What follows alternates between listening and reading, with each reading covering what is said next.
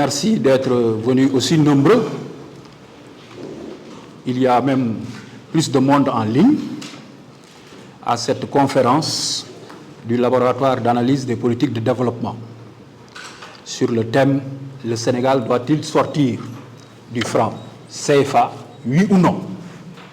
Donc c'est un thème extrêmement pertinent qui anime les débats depuis plusieurs décennies.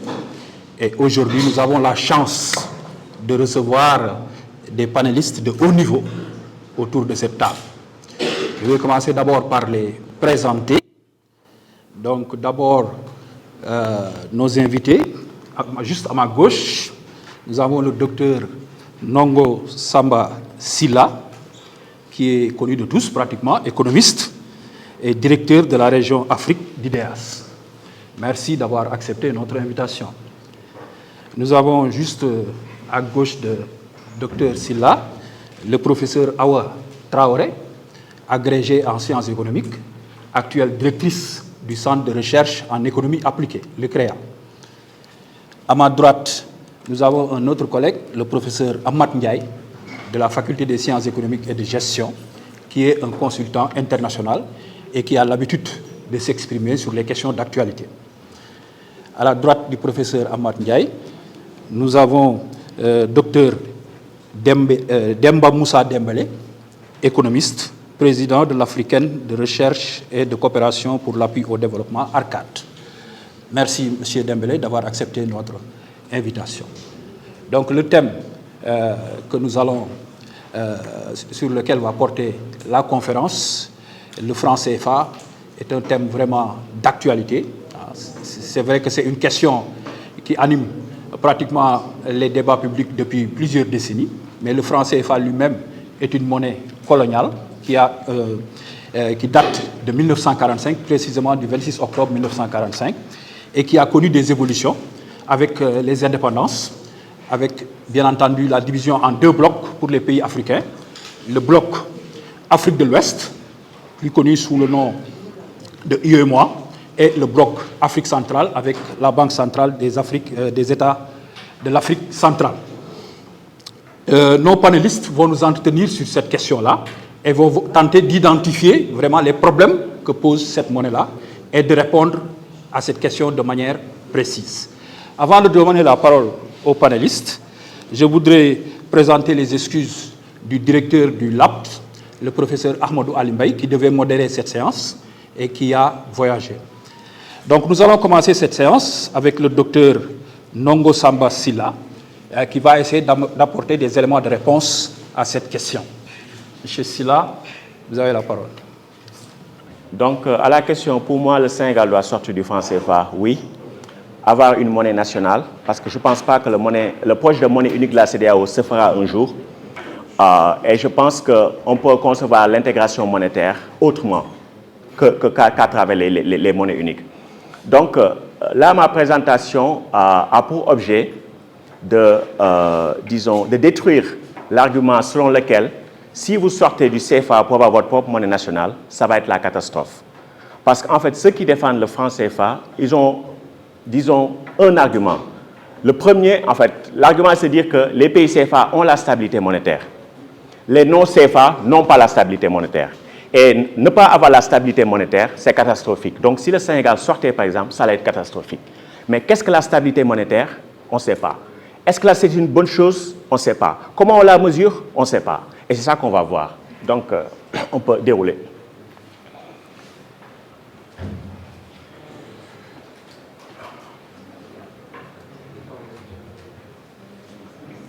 C'est bon? Oui, il faut descendre, oui. Donc, le premier slide, rapidement, c'est de dire que nous sommes l'exception. Parce que partout à travers le monde, c'est le principe un État, une monnaie. Ça, c'est un tableau que j'ai fait à partir des données du FMI. Donc, vous allez voir que les unions monétaires, par quoi j'entends des États souverains qui se mettent ensemble pour avoir une propre banque centrale qui émet une monnaie commune, il n'y en a que 4. Les 3 sont d'origine coloniale. Les 2 blocs CFA, l'Union monétaire des Caraïbes orientales, la seule zone monétaire qui a été créée, qui survit dans la période post-coloniale, c'est la zone euro. Et donc tout ça, ça représente 7% de la population mondiale. Les autres pays ont leur propre monnaie avec des fortunes diverses. Et là, vous allez vous rendre compte que, par exemple, les pays qui utilisent le franc CFA, UEMOA, CEMAC, représentent 2,6% de la population mondiale et juste 0,3% du PIB mondial. Donc, 9 fois moins que ne le justifierait leur population. Donc, nous sommes l'exception. Donc, avoir même ce type de débat montre que vraiment nous sommes en retard vis-à-vis de l'évolution historique. Slide. Et donc, souvent, l'une des raisons qu'on donne pour les unions monétaires, c'est que ça permet de doper le commerce. Là, c'est un rapport qui a été fait par Afreximbank, qui a été publié en décembre 2023, et qui montre que l'appartenance à la zone CFA n'a même pas favorisé le commerce intracommunautaire. Vous prenez les pays de la CEMAC, c'est-à-dire en Afrique centrale, ils partagent le CFA depuis 1945. Et quand vous regardez les statistiques, le commerce entre ces pays qui utilisent le CFA de 1995 à 2021, c'est 1,5% en moyenne annuelle. 1,5%. Et depuis 8 décennies, ils partagent la même monnaie. Donc ça vient de Afreximbank. Et donc, quand les gens parlent de stabilité monétaire, c'est très intéressant. Parce que l'un des plus grands économistes du XXe siècle, Ayman Minsky, de la deuxième partie du XXe siècle, il dit que les économistes capitalistes sont intrinsèquement instables. Et donc, toute sa pensée, ça veut dire comment l'État peut rendre le capitalisme, qui est intrinsèquement instable, stable. D'où ce livre, Stabilizing an Unstable Economy. Maintenant, quand vous êtes dans les pays les plus pauvres au monde, on vous dit que vous avez la stabilité monétaire, il faut vraiment comprendre ce que ça signifie. Parce que même les États-Unis sont une économie instable, le Japon est une économie instable. Mais nous, on nous dit qu'on a la stabilité monétaire. Donc, il faut comprendre ce que ça signifie. Slide. Et donc, ici, vous avez un banquier central des États-Unis, Jared Tarullo. En 2017, le Financial Times avait écrit un article. Et dans cet article, il disait que nous, la Banque centrale américaine, la plus puissante au monde, nous émettons le dollar. Nous n'avons pas une théorie valide de l'inflation. Nous ne l'avons pas. Donc, ils ont été honnêtes. Donc, ce que nous faisons en termes de politique monétaire, nous ne savons pas. Donc, ça, vous pouvez trouver la référence, c'est le Financial Times. Maintenant, les gens qui sont pour le CFA, ils nous disent qu'eux, ils ont une théorie monétaire valide de l'inflation. Et donc, slide, moi, je dis qu'ils n'en ont pas. Ils n'en ont pas, et j'attends qu'un pro CFA me dise qu'il a une théorie monétaire valide de l'inflation qui parte du monétarisme. Slide. Et donc, ce que je leur reproche, c'est qu'en fait, ils n'ont pas une théorie de l'inflation, ils n'ont pas une théorie de la relation entre inflation et développement économique. Et donc, par conséquent, en fait, ils n'ont aucune mesure, par exemple, qui permet de nous dire quel est le seuil à partir duquel, en termes de taux d'inflation, on peut dire que tel pays est stable sur le plan monétaire et tel autre n'est pas. Par exemple, si on a 15% de taux d'inflation annuel, en moyenne annuelle, est-ce que ce pays est stable sur le plan monétaire ou pas? Ils ne peuvent pas nous le dire. Et donc, ce qu'ils ne peuvent pas également expliquer, c'est pourquoi des pays qui ont des taux d'inflation très faibles restent pauvres. Et pourquoi des pays qui ont des taux d'inflation très élevés, genre 30%, sont les pays qui croissent le plus. Et ce qu'il ne faut pas non plus expliquer, c'est pourquoi des pays qui ont des taux d'inflation similaires, qu'ils soient élevés ou bas, en fait, ont des trajectoires économiques différentes. Ça, les monétaristes ne peuvent pas expliquer. Donc là, je parle en termes purement scientifiques. Aucune idéologie là-dedans. Donc, pour pouvoir avoir une critique du CFA, en tout cas une critique de ceux qui veulent sortir du CFA, il faut avoir une théorie monétaire valide. Mais ceux qui défendent le CFA s'approchent sur le monétarisme qui a été discrédité depuis les années 1980. Et donc, comme j'ai dit, même la Banque centrale américaine dit que nous n'avons pas une théorie scientifique valide de l'inflation. Et le monétarisme a été discrédité depuis les années 80. Donc, next slide. Et donc, là, Samir Amin avait posé ce débat parce que les arguments des pro-CFA existent depuis que la critique du CFA existe. Et donc, voici ce que disait Samir Amin en 1969. Il est facile de dire que l'inflation n'est pas le développement. Donc, c'est ça que disent les monétaristes. Mais il dit que les intentions sont douteuses quand on sait que le statu quo actuel prétend imposer à l'Afrique une performance qui sera alors unique dans l'histoire du monde, un développement rapide sans inflation. Ceux qui sont pour le CFA nous disent que vous pouvez vous développer sans inflation. Et on va voir que dans l'histoire du développement économique, on n'a jamais vu cela. Quand Samir Amin décrivait cela, il avait raison, mais les pro-CFA disaient que tu as tort. Tu étais pro-chinois, pro-russe, etc., anti-français. Maintenant, nous allons voir les statistiques. Donc là, j'ai choisi quelques pays européens et asiatiques qui ont eu des taux de croissance importants. Vous prenez par exemple la République de Corée, Corée du Sud. Elle a eu un taux de croissance du PIB réel par habitant, de 7,6% entre 1960 et 1990. Qu'est-ce que ça veut dire? Ça veut dire que tous les 9 ans, le PIB par habitant double. Donc si vous avez 100, en 9 ans, vous avez 200. Et donc à partir de 200, 9 ans plus tard, vous avez 400. Donc 7,6%. Et c'est quoi l'inflation pendant cette période en moyenne annuelle? C'était 12%. Et c'est la même chose pour d'autres pays. Next slide. Ça, c'est l'évolution du taux d'inflation pendant la période où la Corée du Sud s'industrialisait. Parfois, vous avez des taux d'inflation, des pics à 30%. Un économiste pro-CFA aurait dit que ça, c'est l'instabilité monétaire et ce n'est pas bon. Et pourtant, c'est le pays qui a été le plus performant au monde entre 1960 et 2000. Et donc, comment un monétariste peut expliquer ça? Ils n'ont pas de théorie. Next slide. Ça, c'est le Bénin. Ça, c'est le Bénin. Donc, le Bénin est le pays CFA qui a eu le taux d'inflation le plus faible entre 2010 et 2022. En moyenne, c'est 1,4% en moyenne annuelle. Et donc, la performance en termes de croissance économique a été catastrophique. En fait, catastrophique, ça veut dire rien du tout, quoi, comme Dembélé l'a dit, la stagnation presque. Et ça, vous allez voir. Et donc, en moyenne annuelle, c'est 1,4%. Mais vous voyez que ce n'est même pas stable. Parce que les banques centrales disent que nous voulons avoir 2% de taux d'inflation chaque année. Mais les banques centrales ne peuvent même pas, parce que là, vous voyez que certaines années, le taux d'inflation est négatif. Ce qui est très mauvais pour l'économie, des taux d'inflation négatifs. Aucune banque centrale n'a un objectif de taux d'inflation négatif. Et ça, vous le voyez. Donc, ça, les banques centrales elles-mêmes ne savent pas ce qu'elles font quand elles disent qu'elles veulent lutter contre l'inflation. Et donc, next slide. Là, vous avez les taux d'inflation pour les pays d'Afrique subsaharienne entre 2000 et 2012, pour tous les pays pour lesquels on a les données. Ce qui est intéressant, c'est que les 19 pays ayant les taux d'inflation les plus faibles sur toutes ces périodes, les 14 pays CFA sont là-dedans. C'est les 15 premiers. Il n'y a que le Cap-Vert qui est là-dedans, qui s'incruste. Pourquoi? Parce que le Cap-Vert est aussi à sa monnaie liée à l'euro. Donc, si vous avez votre monnaie liée à l'euro, vous avez une faible inflation. Et donc, vous allez voir que là, vous avez tous les pays, les 19 pays, les 14 CFA sont là-dedans. Mais quand les pro-CFA disent que ce sera la catastrophe, ce qu'ils prennent comme exemple, c'est ces pays-là, qui sont à la marge, les extrêmes. Ils vont vous dire Zimbabwe généralement. Et c'est des pays qui ont connu l'hyperinflation pour des raisons qui n'ont rien à voir avec des problèmes monétaires. Ils ont été sanctionnés, une réforme agraire qui n'a pas marché et autres. Mais dans la plupart des pays, vous allez voir qu'ici, tous ces pays ont des taux d'inflation qui étaient même inférieurs à la Corée du Sud quand elle s'est industrialisée. Par exemple, vous pouvez voir le Niger, malgré ce qu'on dit, 12%.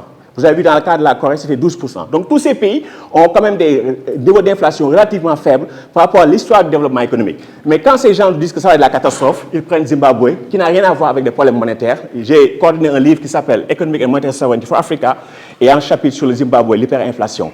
Et soit dit en passant, il y a moins de 60 épisodes d'hyperinflation depuis le XXe siècle. Et à chaque fois, c'est quand il y a des bouleversements géopolitiques majeurs. Il y en a quatre vagues. Après la Première Guerre mondiale, après la Deuxième Guerre mondiale, après la chute du système de Bretton Woods dans les années 70 et après la chute du bloc soviétique. Et il n'y a que des outliers, comme on dit, c'est Zimbabwe et Venezuela. Next slide. Là, vous avez, par exemple, le cas du Sénégal. Vous allez voir que le Sénégal a un taux d'inflation sur cette période, 1996, c'est-à-dire après la dévaluation de 1994, jusqu'en 2022, similaire au taux d'inflation de la Chine. Donc, nous faisons mieux que le Royaume-Uni, les États-Unis, le Brésil, l'Inde, Botswana, tous ces pays qui se développent. Est-ce que c'est notre mérite, nous? Non, parce qu'on a fixé à l'euro et on importe l'inflation de la zone euro. Mais est-ce qu'un pays pauvre peut avoir un taux d'inflation inférieur aux États-Unis, à l'Inde, au Botswana? Les pro-CFA nous disent que oui, c'est ça qu'il faut faire. Next slide. Donc là, maintenant, quand vous regardez le tableau en termes de PIB par habitant, Moussa Dembélé a été très généreux en disant que les pays CFA n'ont pas le monopole de la croissance. En fait, je vais dire que dans les pays CFA, il n'y a même pas du tout de croissance. Et ça, vous pouvez le voir. Dans le tableau sur l'inflation, vous avez vu que sur les 19 pays qui ont les taux d'inflation les plus faibles, les 14 sont les pays CFA. Sur les 15 premiers, les 14. Là, vous allez voir que sur les 27 qui ont eu les taux de croissance du PIB réel par habitant entre 2000 et 2019, c'est-à-dire avant la pandémie, en fait, sur les 27, il n'y a que 3 qui sont dans les pays CFA. Tchad, Burkina Faso et Guinée équatoriale. La Côte d'Ivoire est là, 1%. Ça veut dire que votre revenu réel double tous les 70 ans. Vous allez voir que l'Éthiopie, par exemple, est là-bas 6%. Quel a été le taux d'inflation de l'Éthiopie sur cette période? 17% en moyenne annuelle. Et donc, c'est pourquoi je dis qu'ils n'ont pas d'explication quand on dit que pourquoi des pays qui croissent vite ont des taux d'inflation importants. Et pourquoi des pays qui ont des taux d'inflation faibles, comme le Bénin, parce que là, vous avez vu le Bénin. Donc, il est où le Bénin? 1,4%. Donc, son taux d'inflation en moyenne annuelle, c'est la même chose que son taux de croissance, d'une certaine manière. Et donc, dire qu'avoir un taux d'inflation important, c'est nuisible à la croissance, il n'y a pas de données scientifiques pour dire ça. On ne peut pas se baser sur le monétarisme. Pour dire que vous sortez, vous allez avoir l'inflation, ça va être la catastrophe. Next slide. Et donc là, parce que nous, économistes développeurs, nous savons que la croissance à court terme peut être due à beaucoup de choses. Vous pouvez avoir la hausse du cours du pétrole, si vous êtes pays producteur de pétrole, ça va booster votre croissance, par exemple. Donc, pour mesurer la croissance comme un signal et non pas comme un bruit, il faut l'étendre sur plusieurs décennies. Et quand on fait cet exercice, qu'est-ce qu'on voit? En fait, le meilleur niveau de revenu par habitant de la Côte d'Ivoire, c'est le pays le plus riche, en tout cas le plus gros de la zone franc. C'est en 1978. $3056 constant en 2015. Ça, c'est les données de la Banque mondiale sur lesquelles je travaille depuis plus de 15 ans. Donc, c'est des données que je maîtrise parfaitement. Tout le monde peut vérifier. Donc, 1978. En 2020, c'était quoi le niveau de revenu réel par habitant de la Côte d'Ivoire? C'est 2055. C'est un tiers plus faible en 2022 qu'en 1978. Vous prenez la Guinée équatoriale, qui devait être l'un des pays les plus riches au monde. Ils avaient un niveau de revenu réel par habitant 13 048. Supérieur, en fait, si on exprime ça en termes de parité de pouvoir d'achat, c'était même supérieur au PIB réel par habitant de l'Espagne, sa puissance colonisatrice. Mais vous avez vu que ce pays, qui est producteur de pétrole, qui fixe sa monnaie à l'euro, parce que c'est un pays qui est dans le CFA, a perdu presque 58% de son PIB réel par habitant en 2022. Et il n'y a pas de guerre civile, il n'y a pas de choc, il n'y a rien. Et pour tous les autres pays, vous voyez. Donc sur le long terme, il n'y a pas eu de croissance économique. Demba est très gentil en disant qu'ils n'ont pas le monopole de la croissance. C'est qu'il n'y a même pas eu de croissance dans ces pays-là. Vous prenez la République de Congo, le Gabon par exemple, le meilleur niveau de revenu par habitant, c'était 1976. En 2022, c'était 6 534, ça a baissé de 56%. Donc, il n'y a pas de développement à long terme dans les pays CFA, malgré la faible inflation. Donc, les économistes peuvent par malhonnêteté parfois prendre juste un bout, disons 2012-2019, pour dire « Ah, la Côte d'Ivoire a eu 6%. » Mais ce ne sera pas en termes de PIB réel par habitant. Il ne faut pas regarder ça sur la durée. Parce que, comme on sait, la croissance économique n'est un signal que sur longue période. Et ça, les économistes de développement savent. Quand quelqu'un vous donne des chiffres de croissance juste sur 5 ans, 4 ans, méfiez-vous. Et donc là, c'est un rapport de la Banque mondiale sur l'ajustement structurel. Et qu'est-ce que dit ce rapport rapidement? Que en fait, le Sénégal a connu le taux de croissance du PIB le plus bas de tous les pays africains qui n'ont pas été touchés par des guerres civiles ou par des troubles civils. Ah, voilà. Donc, voilà, c'est ça la stabilité du franc CFA. Et donc, Dembo aussi l'a dit, tous ces pays sont classés parmi les pays les moins avancés. Aucun de ces pays n'est sorti de la catégorie des moins avancés, qui a été créée en 1971, à part la Guinée équatoriale. Et on a vu que dans le cas de la Guinée équatoriale, bon, le PIB par habitant a reculé de 56%. La Côte d'Ivoire n'est pas classée parmi les PMA en raison de sa population, etc. Là, il y a un travail qui a été fait par un jeune étudiant britannique, très intéressant, parce qu'il voulait voir l'effet du franc CFA. Et donc, il a une expérience naturelle. C'est-à-dire que les peuples Akan existent de part et d'autre la frontière entre la Côte d'Ivoire et le Ghana. Et donc, il dit quel est l'impact du franc CFA, parce qu'ils parlent la même langue, c'est la même culture, et rien ne les sépare.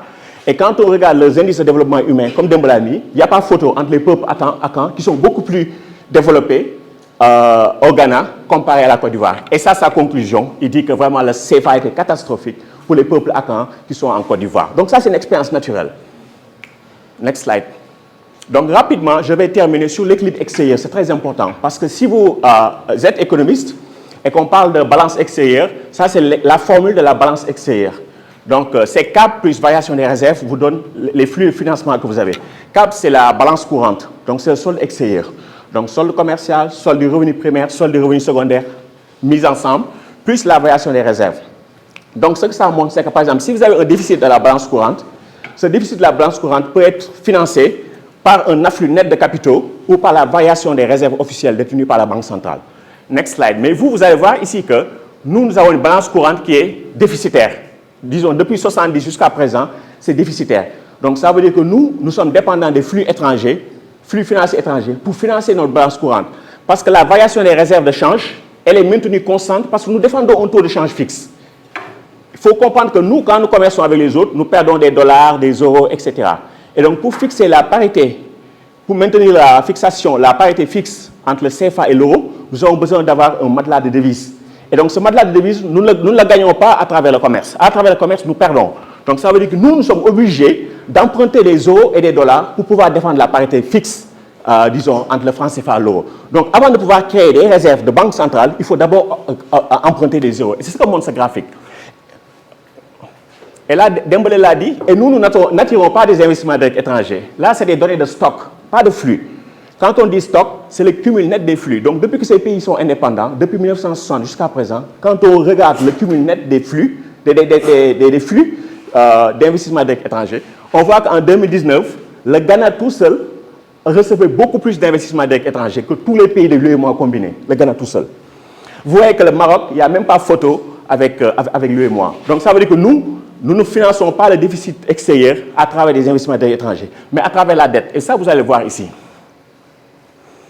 Donc ça, c'est aussi la même chose dans le cas de l'Afrique centrale.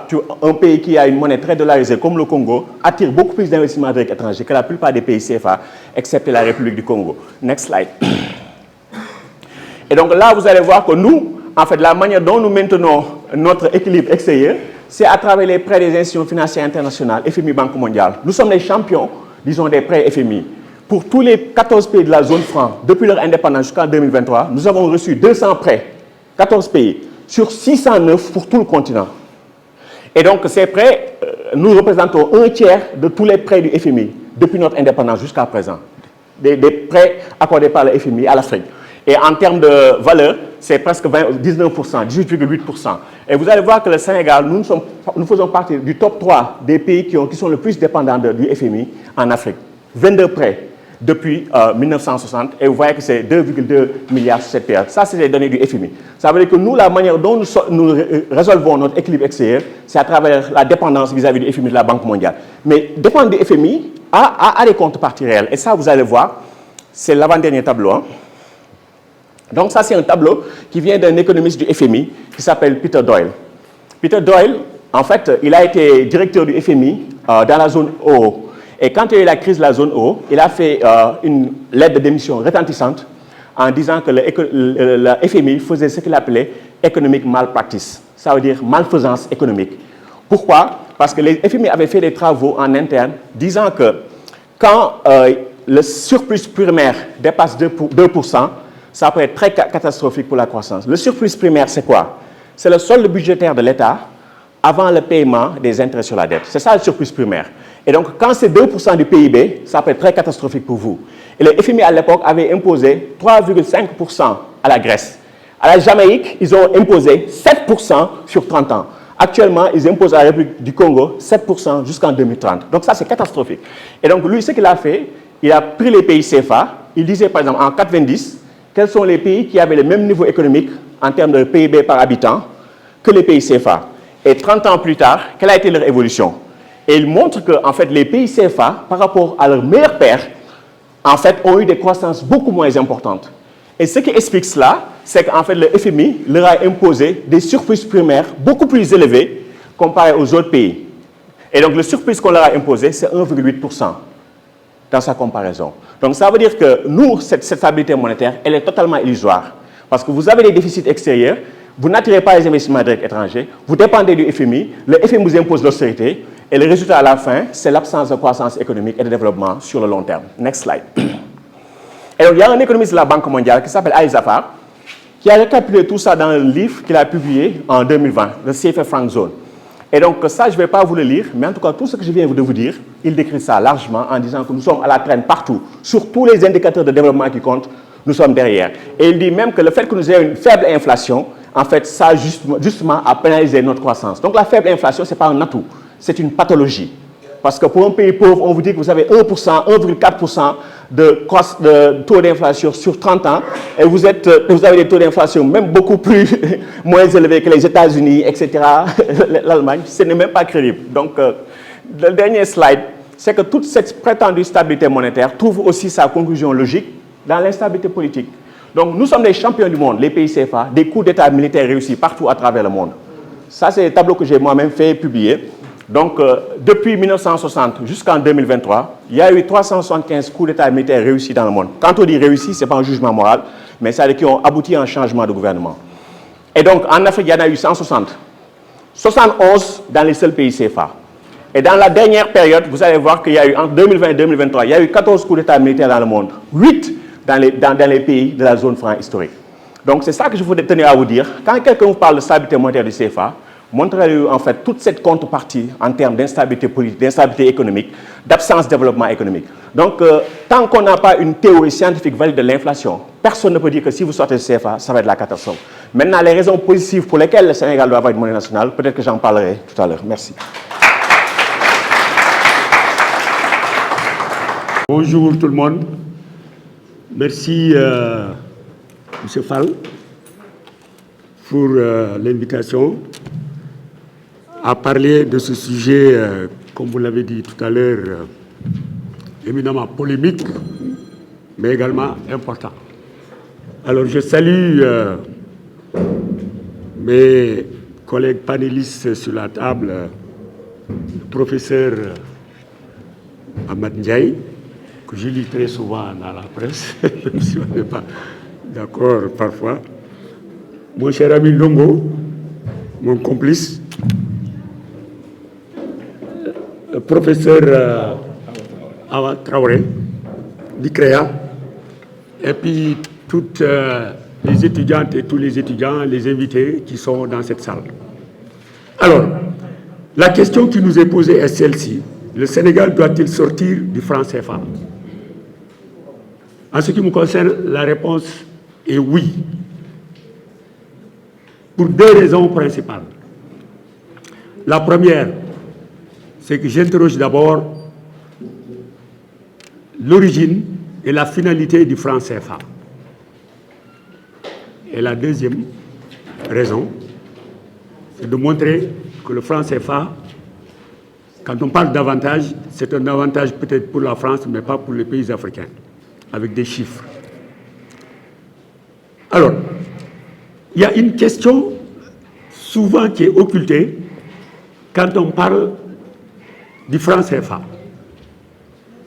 D'où vient ce franc CFA et quel était ou quel a été et quel est toujours le rôle assigné par la France à cette monnaie.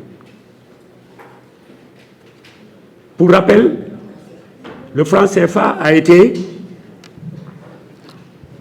créé en 1945 au sortir de la Deuxième Guerre mondiale. L'objectif pour la France, c'était de retrouver le contrôle sur ses colonies. Après la guerre, comme vous le savez, la France avait été occupée par l'Allemagne. Et pendant cette période, il y avait un relâchement au niveau de ces colonies, aussi bien en Afrique que dans d'autres régions du monde. Donc la création du franc CFA, c'était une façon pour la France de se réapproprier son contrôle, de recouvrer en tout cas son contrôle sur ces pays-là. Mais le franc CFA, comme tel, fait partie de ce qu'on appelle le pacte colonial. Et le professeur Dietier Nguessan de Côte d'Ivoire dit ceci à propos du pacte colonial.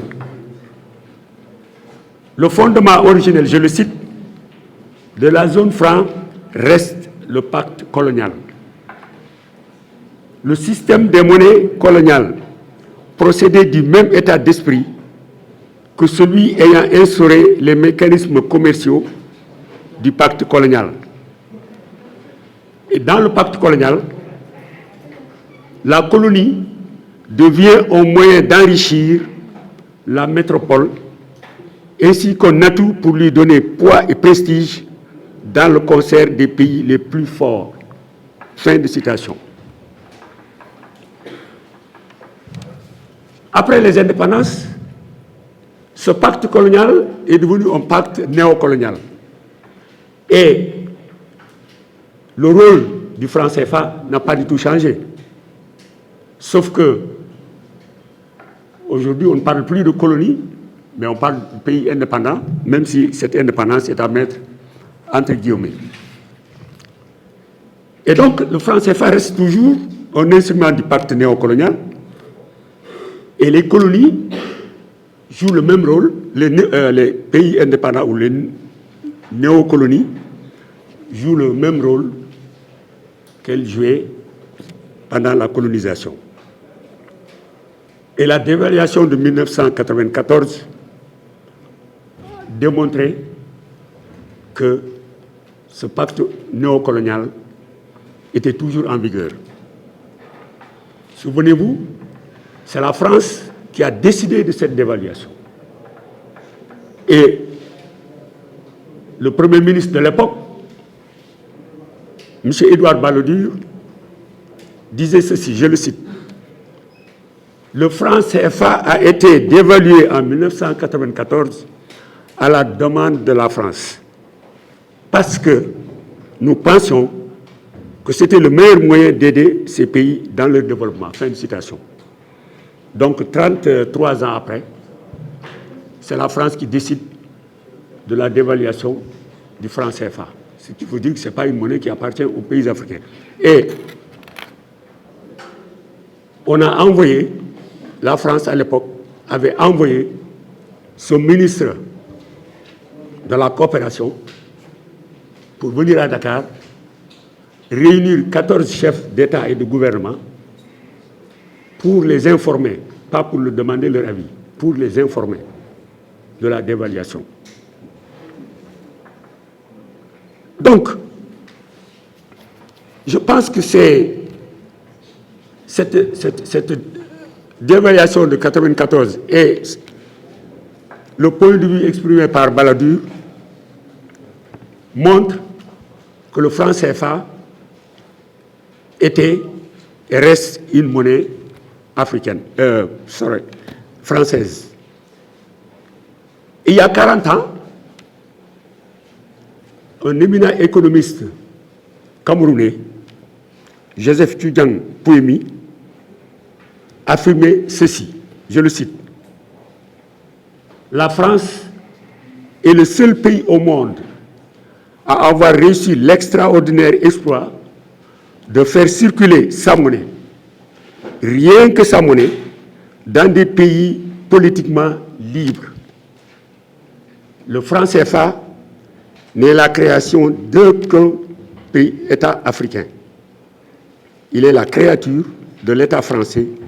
Il n'est donc que le franc français lui-même. C'était il y a un peu plus de 40 ans, c'est en 1980, dans un livre intitulé « Monnaie, servitude et liberté, la répression monétaire de l'Afrique ». Mais 40 ans après, ce que Tidjang Pouemi a dit a été corroboré par un chercheur français, Rémi Herrera, chercheur au Centre national de la recherche scientifique à Paris, qui, dans un livre paru en 2022, disait ceci, que les francs CFA ne sont que des extensions actuelles de l'euro en terre africaine, dans la monnaie du pouvoir de la finance à la souveraineté des peuples. Donc, livre publié en 2022. Ce qui veut dire donc, à partir de cela, le sort du franc CFA se décide non pas à Dakar où se trouve la Banque centrale des États de l'Afrique de l'Ouest, ni à Abidjan, qui constitue la première économie de l'Union économique et monétaire ouest-africaine, mais à Paris. Ce sort se décide à Paris et à Francfort, qui est le siège de la Banque centrale européenne. Et Carlos, j'ajoute une autre opinion, celle de Carlos Lopez, ancien secrétaire exécutif de la Commission économique des Nations Unies pour l'Afrique. Je le cite, le système monétaire de la zone franc est désuet. Aucun pays au monde ne peut avoir une politique monétaire immuable depuis 30 ans. Il y a donc quelque chose qui cloche. Fin de citation. Je pense que donc, ces différentes déclarations et l'origine même du franc CFA démontrent que ce n'est pas une monnaie qui est destinée à développer les pays africains. Et le bilan du franc CFA est là. Je vous dis seulement en passant que parmi les 8 pays qui forment l'Union économique et monétaire ouest-africaine, 7 sont classés pays les moins avancés, dont le Sénégal. Si le franc CFA n'est pas une monnaie africaine, si le franc CFA ne peut pas développer, n'est pas fait pour développer les pays africains, Alors on se demande pourquoi les gens défendent toujours la nécessité de rester dans le franc CFA. On nous parle de taux de croissance. On nous parle d'investissement direct étranger. Mais le problème, c'est que les pays du franc CFA n'ont pas le monopole des taux de croissance. Je lis ici des chiffres donnés par la Banque mondiale dans son dernier rapport Africa Pulse. Le taux moyen de croissance, par exemple, entre 2010 et 2019 pour la Côte d'Ivoire, était de 7,5%. Sénégal, 4,8%. Mais je constate qu'un pays comme le Rwanda, comme vous le savez, est passé par un génocide il y a 30 ans, a eu un taux de croissance moyen de 7,2% pendant cette période, de 8,2% en 2022. Même la Mauritanie, notre voisine, qui a eu un taux de croissance moyen de 4,1% entre 2010 et 2019, a eu un taux de croissance de 8,8%, 6,8% en 2022, 6,5% en 2023 et 5,2% en 2024. Je ne parle pas de l'Éthiopie, où malgré des taux d'inflation qui avoisinent les 2 chiffres, a des taux de croissance qui avoisinent également les 2 chiffres. Et la Mauritanie, vous vous rappelez, il y a plus de 50 ans, avait quitté le franc CFA et donc à sa propre monnaie, l'Ouguiya. Alors, quand on nous parle de taux de croissance, le fétichisme de taux de croissance, comme dirait le professeur Mokhtar Diouf dans son livre publié en 2023, merci. Je constate, par exemple, que nous avons des taux de croissance qui ne créent pas d'emplois.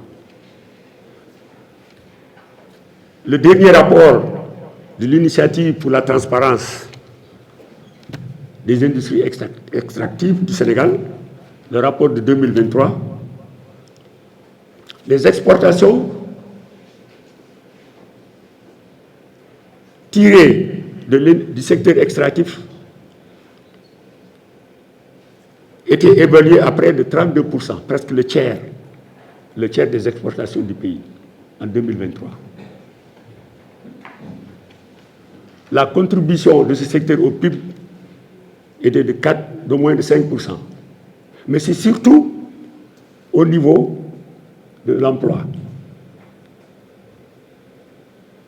Sa contribution à l'emploi était seulement de 0,16% en 2023. Donc, croissance sans emploi. En Côte d'Ivoire, il y a juste un mois, un hebdomadaire français, Le Point, titré en Côte d'Ivoire, je cite, « L'économie croît, mais les emplois stagnent ». Donc, croissance, le CFA, dit-on, favorise la croissance. 1, il n'y a pas le monopole de cette croissance. Et 2, c'est une croissance sans emploi. Quant au investissement direct étranger, le dernier rapport de la Conférence des Nations Unies pour le commerce et le développement, la CNUSED, montre que beaucoup de pays ont eu plus d'investissements directs étrangers entre 2020 et 2024 que les pays du franc CFA. Donc, atout négligeable. sur ce plan-là. Et je parlais de la Mauritanie, notre voisine, qui a eu à peu près le même nombre d'investissements étrangers que la Côte d'Ivoire, par exemple. Je ne parle pas de l'Éthiopie, du Rwanda et autres. Pour terminer, en ce qui concerne les indicateurs de développement humain, la Côte d'Ivoire et le Sénégal, qui sont les premières économies de l'Union économique et monétaire ouest-africaine, ont des indicateurs de développement humain inférieurs à ceux de la Mauritanie qui est à côté. La Mauritanie se classe au 164e rang sur 192 pays. La Côte d'Ivoire, 166e. Le Sénégal, 169e. Le Rwanda, très loin de nous, 161e. Donc 8 rangs, plus que le Sénégal. C'est pour vous dire que si on se rapporte à la trajectoire du franc CFA, de sa naissance jusqu'à maintenant, je ne vois pas l'atout qu'il représente pour nos pays. C'est plutôt un handicap. Et c'est pour cette raison que moi je dis, non seulement le Sénégal, mais également tous les pays du franc CFA doivent sortir de cette monnaie. À mon avis, ils n'ont rien d'autre à perdre que leur servitude. Merci. Donc il a donné des coups de poing vraiment aux défenseurs du franc CFA. Coup de poing scientifique aux défenseurs du franc CFA. C'est vrai que l'argument principal quand même des défenseurs du franc CFA, c'est la stabilité. C'est ça qu'il avance en général. Et ils oublient de nous dire que même l'arrimage fixe à l'euro bouge et fait bouger le franc CFA. Donc ils nous trompent un petit peu. En tout cas, j'ai retenu beaucoup d'arguments solides, très très solides, qui montrent que ce n'est pas pertinent de rester dans le franc CFA.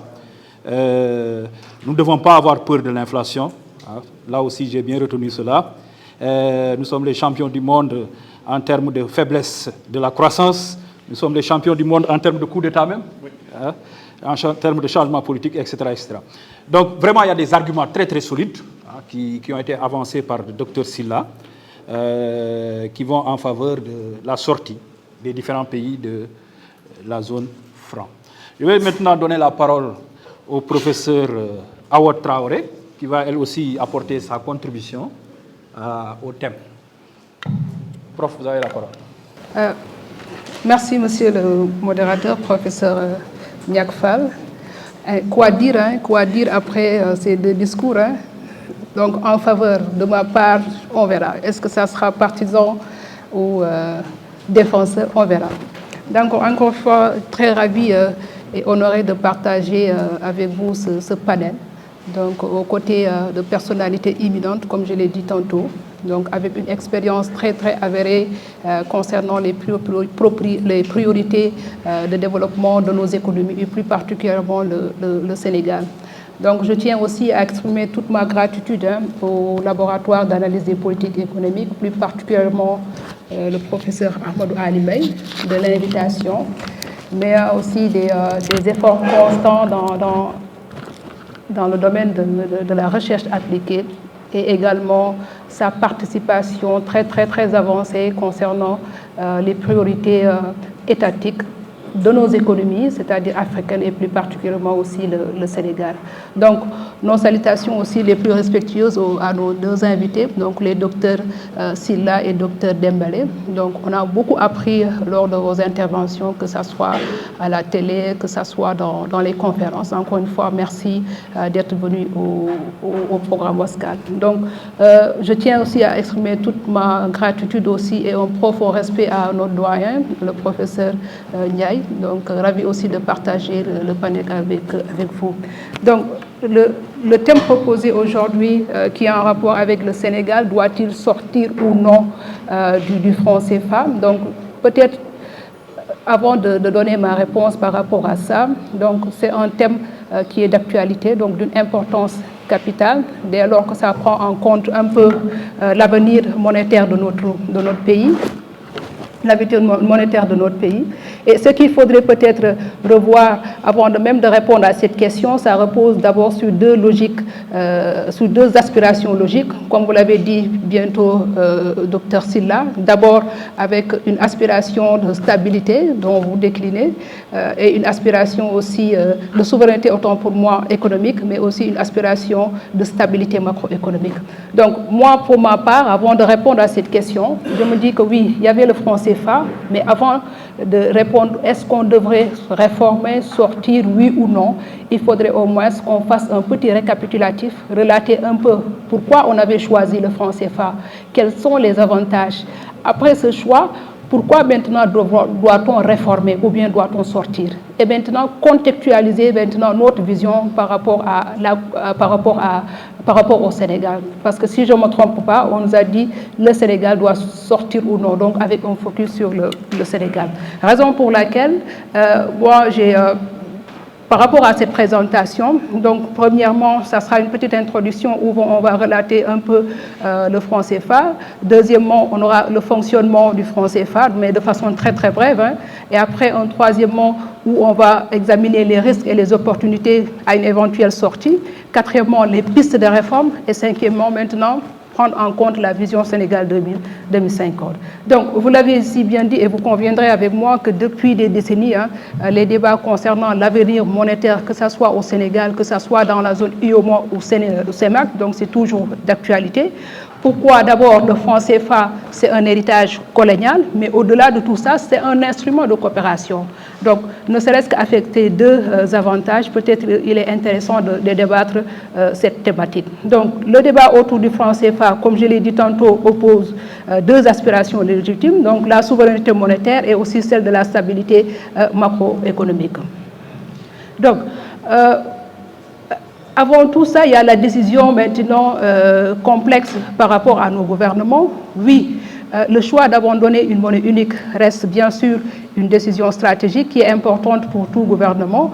Mais ce qu'il faudrait peut-être comprendre au-delà de tout ça, la question sortie ou pas, ce n'est pas une première. Je ne parle pas du contexte africain en tant que tel, mais il y avait d'abord le contexte avec la Grèce durant la crise de la zone euro qui avait suivi la crise des subprimes en 2009. Et à la suite de ça, il y a entre 1949 et 2001, nombreux pays, que ce soit par exemple nos pays africains, Guinée-Conakry, Madagascar, Mauritanie, entre autres, on a remarqué aussi que ces pays avaient abordé un peu cette thématique de monnaie unique. Donc, le soubassement de tout ça, ça repose sur le changement de régime. Donc peut-être là, il y aura trois types de régimes, à savoir les régimes de change fixe, intermédiaires ou bien flottants. Mais concernant nous, notre zone, on a l'UEMOA et la zone CEMAC qui reposent forcément sur des régimes de change fixe.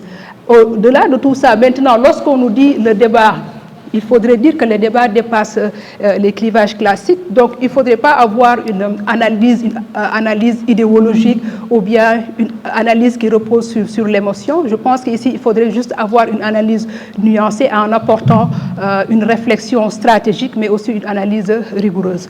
Donc, par rapport à ça, la question qui nous a été posée, le Sénégal doit-il sortir du franc CFA? Oui, un oui ou non. Ça ne veut pas dire que là, on doit se proposer sur le oui, ou bien sur le non, ou bien on est pour, ou bien on est contre. L'essentiel, à la fin, il faudrait qu'on donne des résultats, ou bien des réponses qui seront plausibles. Par rapport à ça, les résultats. Donc, oui, cette réflexion ici permet, lorsque je prends en compte, par exemple, l'héritage colonial, de même que la vision future, vous voyez que c'est deux horizons différents. Raison pour laquelle on ne doit pas faire focus forcément sur deux systèmes monétaires. Non, non. Donc, qu'est-ce qu'il faudrait faire? Il faudrait, dans ce cas, se poser la question à savoir quelle monnaie, mais pour quelle société. Dans ce cas, on rejoint un peu les théoriciens en disant qu'à ce niveau, la monnaie n'est pas neutre. Autre type d'intervention, oui, on est d'accord pour un changement, mais dans ce cas, comment faire de la monnaie un levier? Donc un levier de souveraineté monétaire, un levier de stabilité ou bien un levier de développement. L'autre facette, ça sera quoi? La dernière question essentielle, c'est l'inclusivité. Est-ce que s'il y a eu changement, est-ce que forcément ça va impacter une personne lambda? Est-ce que ça va impacter la zone rurale? Est-ce que dans ce cas, il faudrait qu'on ait une sortie de façon individuelle ou bien une sortie de façon collective? Donc je pense qu'il y a pas mal de questions qu'il faudrait se poser au-delà de tout ça. Maintenant, c'est quoi? Dans tout ça, quels sont les avantages? Pourquoi nous, de façon antérieure, on avait choisi le franc CFA. Le franc CFA, ce qui signifie, tout de suite, M. Dr Dembélé l'a signalé, souligné autant pour moi, franc de la communauté financière d'Afrique, de l'Afrique de l'Ouest, mais aussi franc de la coopération française, qui regroupe ici l'Afrique centrale, avec un regroupement de 14 pays. Maintenant, pourquoi le franc CFA? Donc, d'abord, il y a une stabilité monétaire qui est incontestable. Parce que le franc CFA existe depuis 1945 et là, ça repose sur 3 piliers. Donc, les 3 piliers, il y a la parité fixe, il y a la garantie de convertibilité illimitée, donc qui est assurée par le Trésor français, mais au-delà de tout ça aussi, il y a la gestion régionale qui est confiée à la BCEAO. Et pourquoi on adopte ici cette stabilité en tant que telle? C'est quoi la contrepartie? Si le cadre institutionnel est bien assuré au niveau de la zone UEMOA ou bien en particulier au niveau du Sénégal, là, il y aura plusieurs avantages macroéconomiques. Donc, sur le plan aussi de ces avantages, l'autre chose, c'est l'inflation maîtrisée. Donc, tout de suite, Dr Sylla avait apporté des éclaircissements en ce sens, mais avant, il y avait l'inflation qui était maîtrisée, qui était inférieure à 3%. Je prends par exemple au niveau de la zone UEMOA, vers 2023, on avait, je pense, 7,22. Donc si on prend par exemple au niveau du Sénégal, c'était maîtrisé. Si on prend par exemple Ghana et le Nigeria, ils avaient dépassé plus de 16 à 18%. Donc, les conséquences, c'est quoi? Donc, le fait d'avoir un niveau d'inflation qui est faible, là, ça peut renforcer le pouvoir d'achat des ménages, ce qui est contredit ici par Dr Sylla. Autre avantage, c'est la confiance des investisseurs étrangers. Donc, il y a pas mal d'entreprises actuellement installées au Sénégal ou bien dans la sous-région. Si on prend par exemple Orange et Free, et le plus souvent, ça relève aussi de la confiance des investisseurs. Discipline budgétaire imposée aussi par les règles régionales, entre autres, mais aussi il y a l'accès aux marchés financiers internationaux. Donc, si on prend par exemple l'accès financier aux marchés internationaux, vous vous souvenez en 2024, juin 2024, on avait la première émission des Eurobonds. Après, il y avait une réouverture en octobre 2024. Donc, vous voyez que là aussi, ça renforce un peu la stratégie globale de développement de nos économies. Après tout ça, donc juste pour résumer par rapport à ces avantages, le CFA a permis une stabilité monétaire qui est remarquable en comparaison bien sûr à d'autres pays africains, côté inflation mais aussi côté crédibilité macroéconomique, bien sûr en tenant compte des fluctuations excessives des monnaies régionales. Maintenant, oui, il y a la stabilité, mais s'il y a la stabilité, à quel coût? Quelles sont les conséquences? Donc pour les conséquences, il y a la perte de souveraineté monétaire. Donc, pour l'instant, le Sénégal ne contrôle ni sa masse monétaire, ne contrôle ni ses taux d'intérêt et ne contrôle ni sa politique de crédit. Et la conséquence, c'est quoi? C'est-à-dire en cas de choc économique ou bien lorsqu'on fera face à un besoin de relance, le gouvernement sénégalais ne pourra pas, par exemple, utiliser sa politique monétaire comme levier. Vous voyez que là aussi, ce sont des limites structurelles. La monnaie qui est surévaluée, ça entraîne un frein à la compétitivité. Donc, si on prend par exemple le Sénégal, les exportations coûtent excessivement cher. Nous sommes un pays qui est dépendant, donc avec des importations qui sont artificiellement bon marché. Et là aussi, ce sont des conséquences qu'il faudrait revoir. Donc, toujours dans ce même sillage, Donc, toujours dans ce même sillage, si on prend par exemple rigidité macroéconomique face au choc, donc on a eu cette limite structurelle lors de la Covid, donc on n'a pas pu utiliser la dépréciation monétaire pour relancer nos exportations ou protéger les producteurs agricoles, notamment avec la production locale. Donc là aussi, c'est le cas aussi de certains pays, à savoir l'Éthiopie ou bien le Kenya. Donc vous voyez que dans ce cas, il faudrait peut-être revoir aussi les autres failles. Maintenant, oui, après ça, il y a...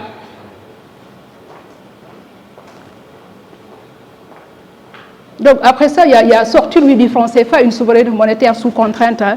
Donc, quelles sont les contraintes? Donc, il faudrait d'abord une souveraineté retrouvée, c'est-à-dire une politique monétaire qui doit être endogène, où on doit fixer les taux directeurs, donc adapter un peu la masse monétaire, mais aussi conduire une politique de crédit ciblé. Autre type d'avantage, c'est-à-dire une compétitivité accrue, donc avec un focus bien sûr sur l'ajustement par la dépréciation, comme je l'ai dit tantôt, avec une stimulation des exportations, mais aussi encourager la substitution des importations. Donc, un outil d'ajustement macroéconomique plus souple. Donc, par rapport à ça, on a dit que maintenant, oui, une souveraineté monétaire sous contrainte, mais les risques aussi d'une sortie unilatérale sont bien réels. Qu'est-ce qu'il faudrait faire? Il faudrait, par exemple, revoir un peu la fuite des capitaux et la baisse de confiance des investisseurs. Donc, lorsque je parle de fuite des capitaux ou baisse des investisseurs, ce qui signifie quoi? Il faudrait, par exemple, qu'on fasse plus de retraits massifs concernant les dépôts bancaires. Donc, avec une hausse du coût de la dette. Autre type, par exemple, de contrainte, il y a le risque d'inflation en l'absence de crédibilité monétaire, ou, par exemple, les leçons qu'il faudrait tirer, c'est-à-dire lorsqu'on dispose d'une monnaie nationale qui n'a pas de valeur, donc qui n'est pas crédible, là, ça ne s'impose pas. Qu'est-ce qu'il faudrait faire? Donc, il faudrait qu'elle se construise avec des institutions solides, des règles claires, mais aussi une gouvernance qui est rigoureuse. Autre type d'intervention, toujours par rapport à la crise bancaire ou financière, c'est vrai que ce n'est pas solidement restructuré, mais il faudrait tenir compte aussi des contrats bancaires, donc tout ce qui est régulation de paiement. Maintenant, à la question à savoir, est-ce que maintenant il faudrait maintenir les acquis tout en gagnant en autonomie? Bien sûr, on peut réformer ou bien rompre. À quelle alternative crédit et à quelles conditions? Mais la première des choses, on réforme le franc CFA dans une logique bien sûr souveraine. Dans ce cas, qu'est-ce qu'il faudrait faire? Il faudrait peut-être changer le nom, éliminer toute présence française dans la gouvernance monétaire, repenser un peu la parité fixe dont on a relaté tout au long de ce discours. Maintenant, après tout ça, ça sera quoi? Ça sera une compétitivité accrue, tout ce qui est ajustement ou bien dépréciation. Si on prend par exemple, avec l'exemple concret qu'on a avec la réforme de 2020, qu'est-ce qu'on a retenu? On a retenu que le retrait officiel des représentants français dans les organes, par exemple, de décision de la BCEAO, là, c'était une étape qui était importante, surtout symbolique, en termes de politique forte. Si on prend, par exemple, toujours dans ce même sillage, avec la réforme de 2020, on avait l'obligation des dépôts de 50% des réserves auprès du Trésor français, donc avec une plus large marge de manœuvre de la BCEAO. Là, ce sont des réformes, mais ce sont des réformes qui sont incomplètes. Si on prend maintenant tout ce qui est parité de l'euro, qui reste jusqu'à présent rigide, la BCEAO qui ne devient pas ici un acteur de développement, les États africains qui n'accroissent pas au maximum leur influence sur la politique monétaire, ce sont des exemples concrets. Mais au-delà de tout ça, il y a des exemples complémentaires avec le cas du Botswana,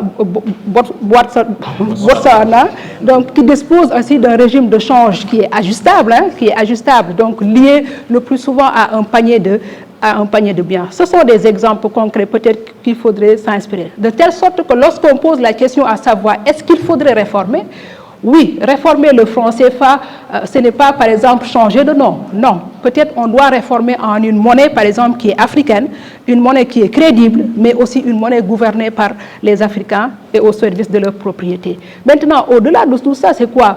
Oui, on accepte réforme, mais construire maintenant notre réforme basée sur l'éco. Et là, on a relaté ici les 3 piliers de réforme concernant le franc CFA. Juste une minute, prof.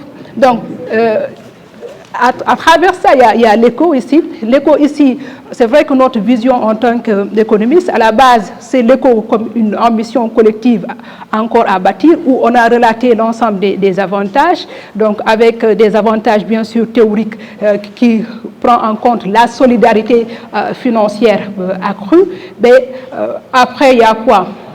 Je parle de réforme, je parle de construction de l'éco. Donc, réformer le franc CFA, c'est possible, mais il faudrait aller au-delà du symbolisme, c'est-à-dire s'engager dans une transformation profonde de sa gouvernance. Maintenant, si on oublie réforme et on construit l'éco, ce n'est pas se projeter dans une souveraineté collective africaine, mais au moins repenser un peu tout ce qui est clivage, fondation politique et économique solide. Maintenant, si on prend maintenant acte de la monnaie locale, donc avec une perspective du Sénégal 2050, il y a deux choses qu'il faudrait retenir. Pourquoi la monnaie actuelle freine la transformation productive? Parce que c'est une proposition de du régime en place avec le président Diomaye Faye, donc avec l'agenda Sénégal 2050. Dans ce cas, qu'est-ce qu'il faudrait faire? Il faudrait que la BCEAO fixe des taux directeurs qui sont d'abord élevés, donc pour préserver un peu la parité dont on parle et éviter les déséquilibres, avec par exemple des taux qui freinent un peu l'accès au crédit. Et l'autre étape, ce n'est pas par rapport juste à la transformation productive en tant que telle, mais c'est quoi? C'est en rapport avec le crédit compétitif. Oui, il y a une transformation, mais destinée à quel type de population? Deuxième argumentation, c'est renforcer l'inclusion financière dont parle le président Diomaye Faye, donc tout ce qui est inclusion financière et territoriale.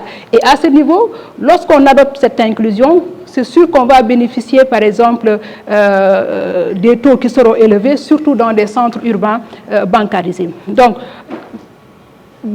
je vais peut-être conclure parce qu'il y a le professeur Dial qui insiste. Maintenant, à la question, est-ce qu'il faudrait sortir ou pas, sortir le Sénégal ou non du franc CFA, je dirais que pour l'instant, la réponse, elle est nuancée. Oui, c'est-à-dire le débat sur le franc CFA oppose, comme je l'ai dit lors de l'introduction, deux visions. C'est la souveraineté contre la stabilité. Avec, d'un côté, il y a les partisans et de l'autre, il y a les défenseurs. Mais qu'est-ce qu'il faudrait retenir? Si le Sénégal doit sortir, donc dans ce cas, peut-être, mais par rapport à la participation, oui, le Sénégal pourrait sortir, mais à quelles conditions? Si le Sénégal sort, c'est destiné à quel type de développement? Encore une fois, merci, monsieur le modérateur. Le Sénégal doit-il sortir? Ni oui, ni non. Bon, elle a donné des... Bon, je résume un petit peu, elle a donné quand même des arguments qui tournent autour de la stabilité, comme les défenseurs, hein, qui tournent autour de la stabilité générée par le franc CFA, supposée stabilité générée par le franc CFA. Elle a aussi donné des arguments quand même pour montrer qu'il y a beaucoup d'inconvénients à rester dans le franc CFA. Tout à fait. Un des arguments les plus puissants, c'est qu'il n'y a pas de politique monétaire. La politique monétaire se limite à garder le régime de change fixe.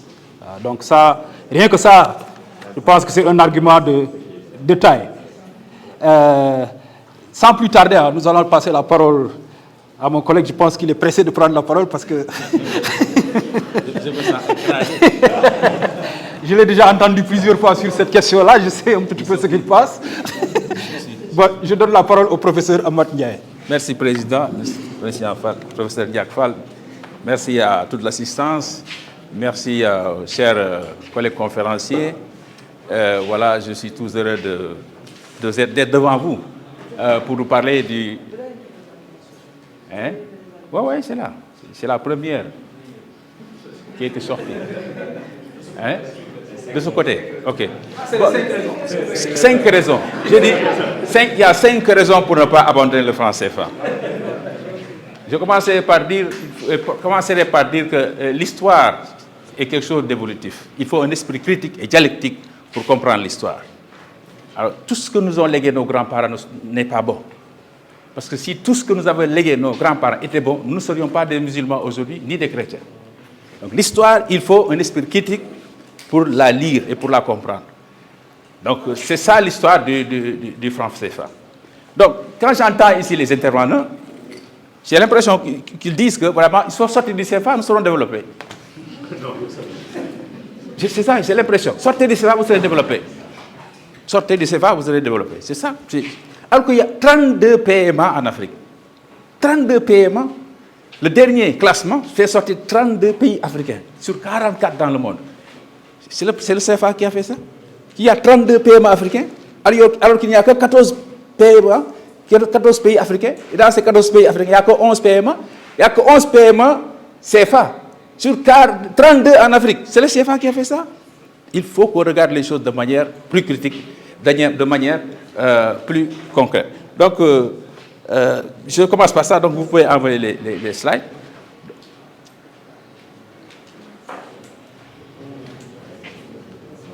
Oui. Ça ne vient pas, les slides là.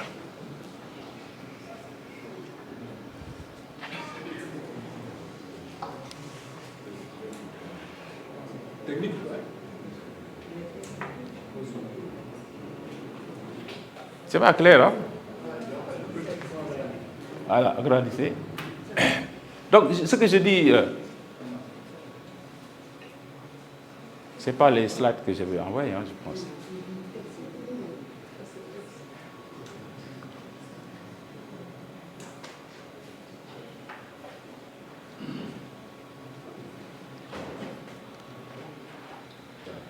Oui, allez-y. Voilà. Le premier point, c'est de dire que le CFA est bien une monnaie africaine. C'est la première chose, parmi les 5 raisons. C'est bien une monnaie africaine parce que, comme je le disais, il faut lire l'histoire de manière dialectique. Il y a eu des réformes qui le nom du CFA a changé, ça, tout le monde le sait. Mais il y a eu des réformes qui se sont passées. Et ce qu'on appelle la réforme de 1973, c'est la réforme de la rupture. C'est en 1973 qu'il y a eu la réforme de la rupture, qui a fait que les États africains ont dit, nous, on ne veut plus de la BCEAO à Paris. On veut la BCEAO maintenant en Afrique. On la veut à Dakar et au Cameroun. Et c'est la première fois que les États africains ont dit, nous, on veut un gouverneur maintenant africain. C'est en 1973 qu'on a eu le premier gouverneur africain, Fadiga, alors qu'on est indépendant depuis 13 ans. Depuis 13 ans. Et c'est la même année, en 1972, qu'on a eu le premier recteur africain à Dakar. Il faut faire attention, l'histoire évolue, il y a des problèmes, il y a des périodes de transition en histoire.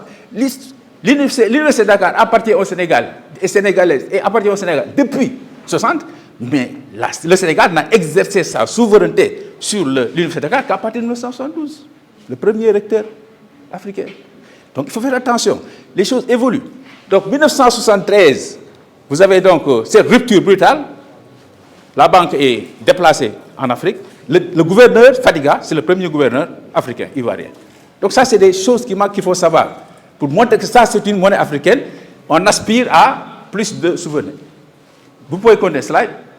Donc la réforme de 2019, c'est la dernière réforme. Le compte d'opération, que les gens n'ont pas compris du tout. Je ne veux pas revenir là-dessus. Les gens n'ont rien compris sur le compte d'opération. Le compte d'opération a été supprimé pour qu'on ait la paix. Ça a été supprimé. Je n'ai pas fini, hein? Le compte d'opération est supprimé, donc les réserves de change sont revenues. Donc, la France est sortie des instances. La France ne siège plus dans les instances de décision. Depuis 2019, ne siège plus.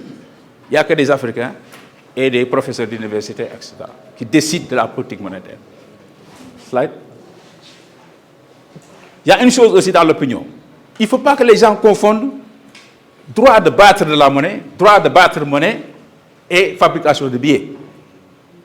Ce qui est important, c'est le droit de battre monnaie. Le droit de monnaie, c'est ça la souveraineté monétaire. Moi, j'ai le droit de dire, de battre ma monnaie, de faire circuler la monnaie.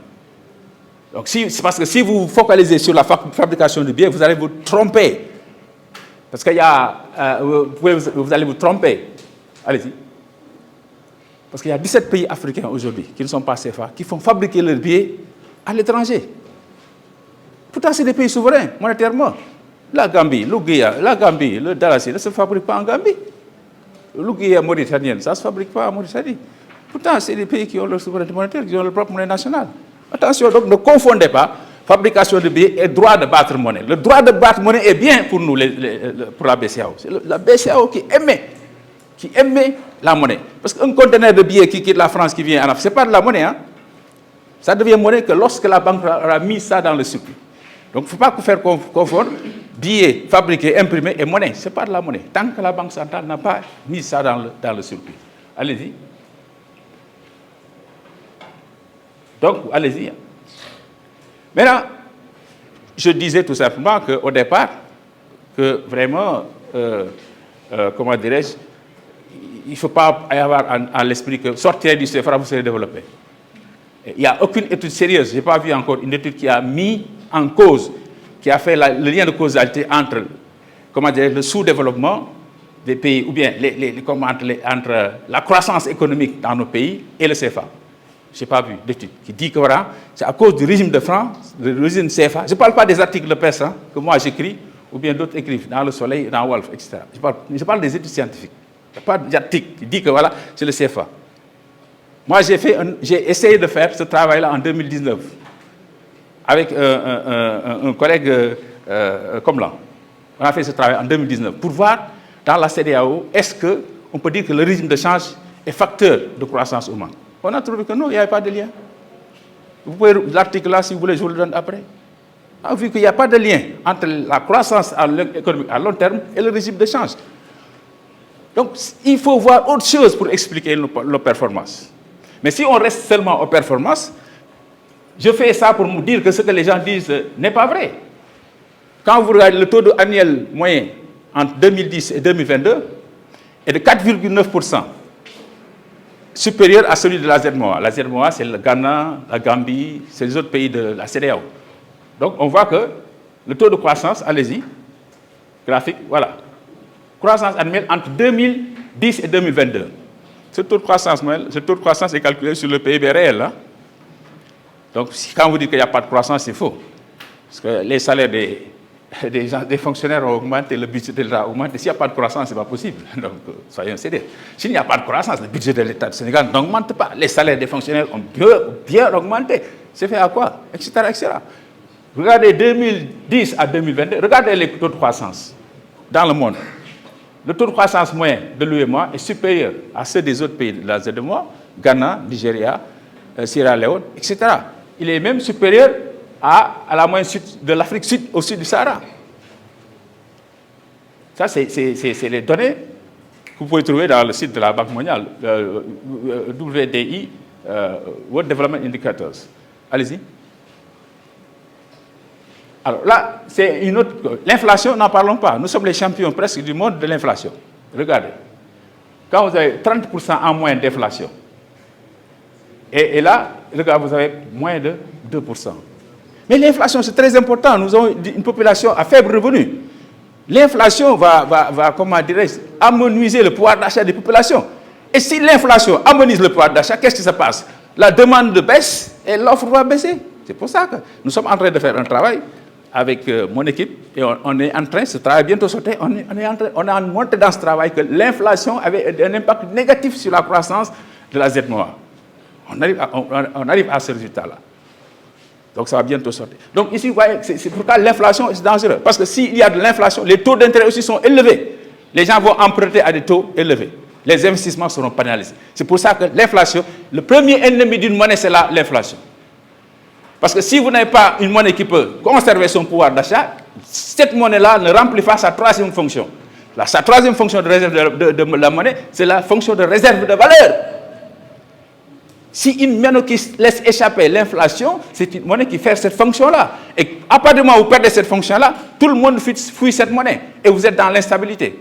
Ce qui se passe, ce qu'on voit actuellement dans les pays environnants, Ghana, Nigeria, les gens vont chercher du CFA pour se refugier.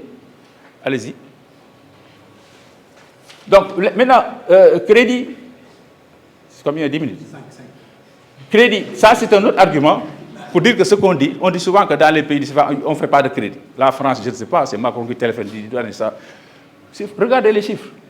On fait plus de crédit bancaire dans les pays de l'UEMOA que dans la ZMOA. Prix de crédit bancaire, regardez. Ça, c'est des chiffres que vous pouvez trouver partout. Allez-y. Il y a un autre facteur que les gens oublient, c'est qu'avec le CFA, il s'est développé une intégration économique. Les pays de l'Afrique ont développé une intégration économique, une intégration financière. Et ça, c'est très important. Parce que n'oubliez pas aujourd'hui que dans l'agenda africain, l'Afrique doit s'unir de manière économique et politique pour relever les défis. Avec nos petits États, ce n'est pas possible. Donc ça, l'Union africaine l'a bien compris. C'est pour ça qu'on invite tous les États à développer l'intégration économique. C'est la seule voie pour que l'Afrique puisse s'en sortir. Donc, vous voyez ici, allez-y, regardez la part du commerce régional. Par exemple, dans l'UEMOA, il fait 17%, le commerce intra-régional. Il fait, la CEDEAO, il fait un peu moins, on est à 10%. Et quand vous regardez ça, j'ai un autre graphique, je ne l'ai pas mis, quand vous regardez comparé par rapport aux autres communautés économiques régionales, vous verrez que l'UEMOA vient en deuxième position après la SADC. Parce que la SADC, il y a l'Afrique du Sud qui est une puissance qui arrose cette zone-là. Donc l'intégration économique avance. Et la CEDEAO, on sait qu'aujourd'hui, c'est la zone la plus intégrée en Afrique, avec la libre circulation des biens, etc., le passeport, etc., etc. Allez-y. Au niveau bancaire, mais quand vous regardez ce qui se passe au Sénégal, vous ne pouvez pas dire que le CFA est contrôlé par la France. Aujourd'hui, 80% du secteur bancaire au Sénégal, c'est des banques africaines. Il n'y a que la SGS qui est là et qui va partir, la SGS demande à partir. Et il n'y aura plus de banques françaises. La BICIS, le dernier, est passé à Sounou. Sounou est une propriété sénégalaise, africaine. Donc, ouais, si vous regardez les chiffres, vous voyez que le secteur bancaire, et on ne peut pas contrôler une politique monétaire, la monnaie d'un pays, si vous ne contrôlez pas le secteur bancaire. Parce que c'est le secteur bancaire qui crée 80% de la monnaie. Parce que les gens se focalisent trop sur les billets. Alors que la monnaie, la masse monétaire en circulation, 80 à 80%, c'est les crédits à l'économie, c'est la monnaie scripturale. Et la monnaie scripturale, ce qui crée ça, c'est les banques secondaires. Donc c'est très important de voir ça. Et là, on voit que la France n'a aucun moyen de contrôle sur ça, sur le crédit. Regardez les banques qui sont ici, vous allez voir, c'est des banques africaines qui sont là, des banques marocaines, etc. Allez-y. Donc, et la France n'est plus le principal partenaire économique.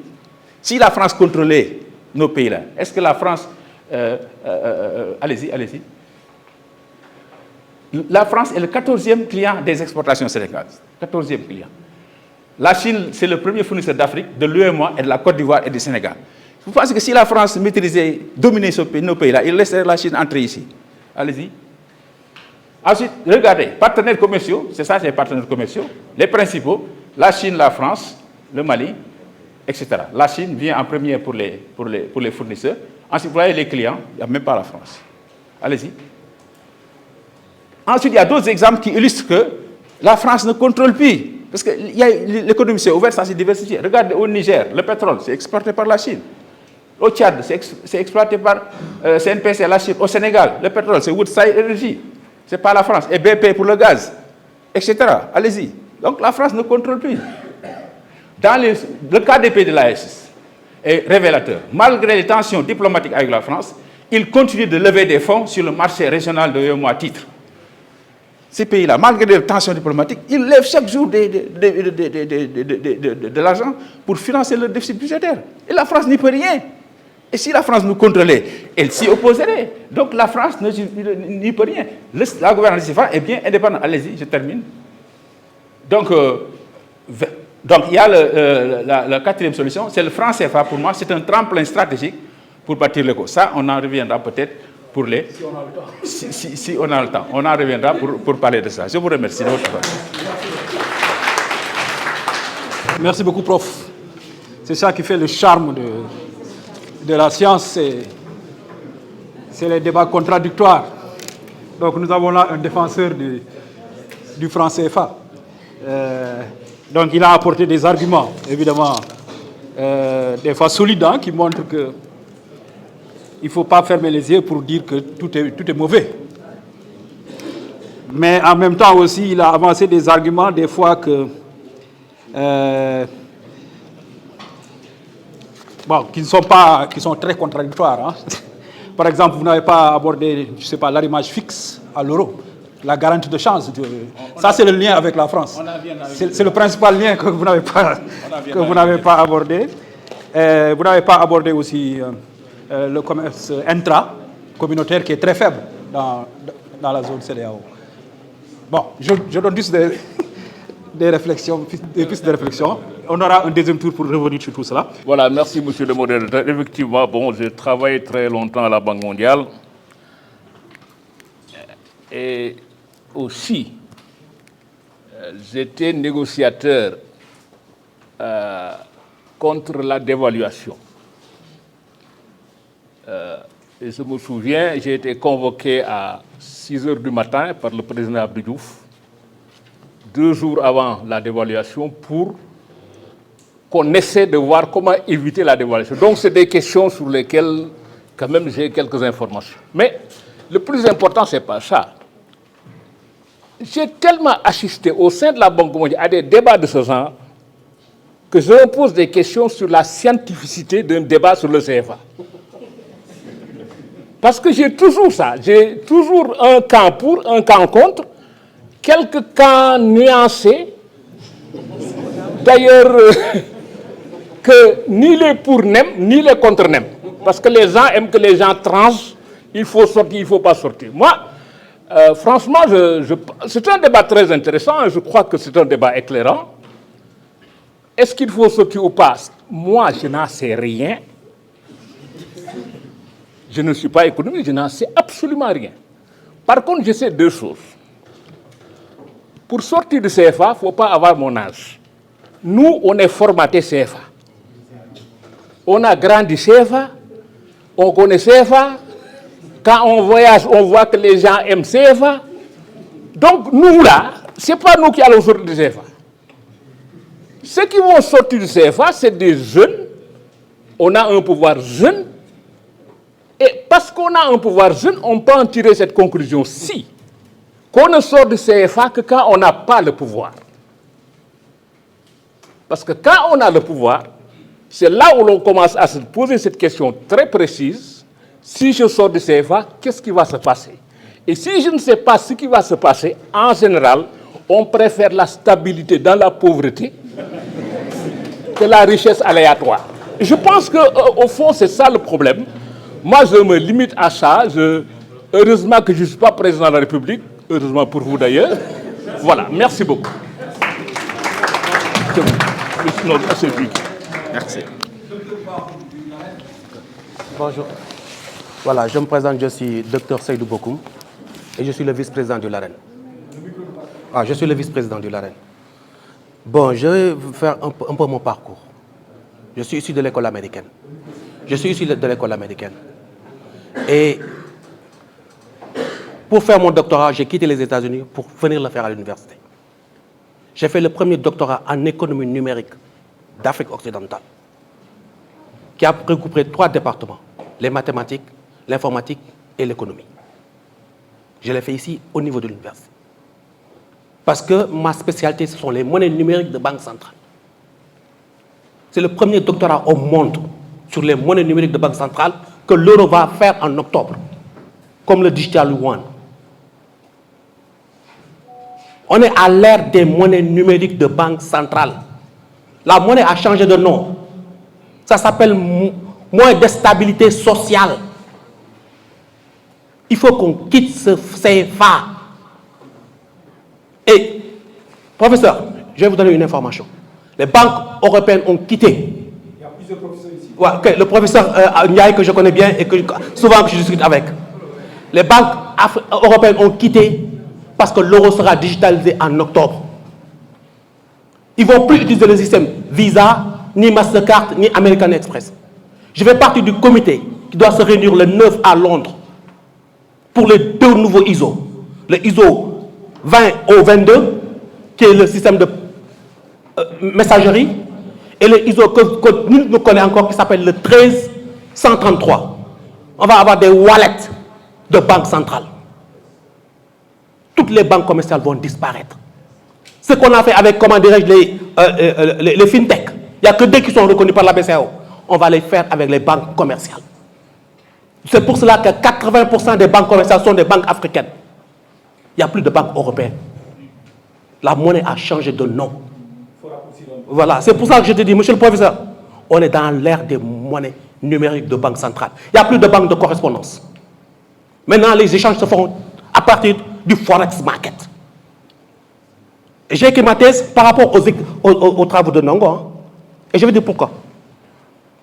J'ai fait 2 minutes. J'ai fait un MBA en finance sous la supervision du président de la Federal Reserve de New York, Timothy Garner. Ce que Timothy Garner avait dit, je suis sorti, Ndongo Sylla a dit la même chose. J'ai dit, mais ce n'est pas possible. Comment ce gars-là, un Sénégalais, peut-il avoir la même vision que celui qui a sauvé la crise financière de 2008? Alors j'ai dit que je vais écrire ma thèse sur ces travaux. Merci. Imaginons le scénario où on quitte le CFA. Est-ce que, par malchance, si n'avait une monnaie qui était dévaluée, ou bien l'euro ou bien le CFA, le dollar qui gagne de la valeur de plus en plus. Voilà, donc on peut avoir des risques, n'est-ce pas, de change qui vont nous entraîner en défaut. Et c'est des situations qui vont vraiment peut-être apporter le chaos. Et vous savez que sur le marché des eurobonds, les défauts parfois se payent cash avec des restructurations qui sont parfois coûteuses, voilà, qui prennent une certaine longueur, voilà, donc par rapport aux négociations, parce qu'il y a beaucoup d'investisseurs sur ces marchés-là. Donc j'aimerais qu'on réfléchisse un peu sur les coûts. Voilà, donc, merci beaucoup pour ce questionnement important. La clarté et la qualité des présentations. Donc moi j'aimerais poser... Faut vous présenter s'il vous plaît rapidement. Excusez-moi, je m'appelle Adji Adama Kamara, spécialiste en sauvegarde sociale dans une ONG de la place. Donc je suis en même temps étudiante en master MDP. Donc je voulais poser deux petites questions au professeur Dembélé, qui nous a dit que lui il est catégorique, le Sénégal devrait sortir du franc CFA. Donc je voulais lui poser la question à savoir si le Sénégal sortait du franc CFA, quelles recommandations vous pouvez donner comme première étape si toutefois le Sénégal sortait de cette zone du franc CFA? Et deuxième question, vous dites qu'il faut sortir également du franc CFA. Mais est-ce que le Sénégal est prêt à gérer une monnaie nationale ou à entrer dans une monnaie sous-régionale de façon économique? Est-ce que le Sénégal est prêt à ça? Merci.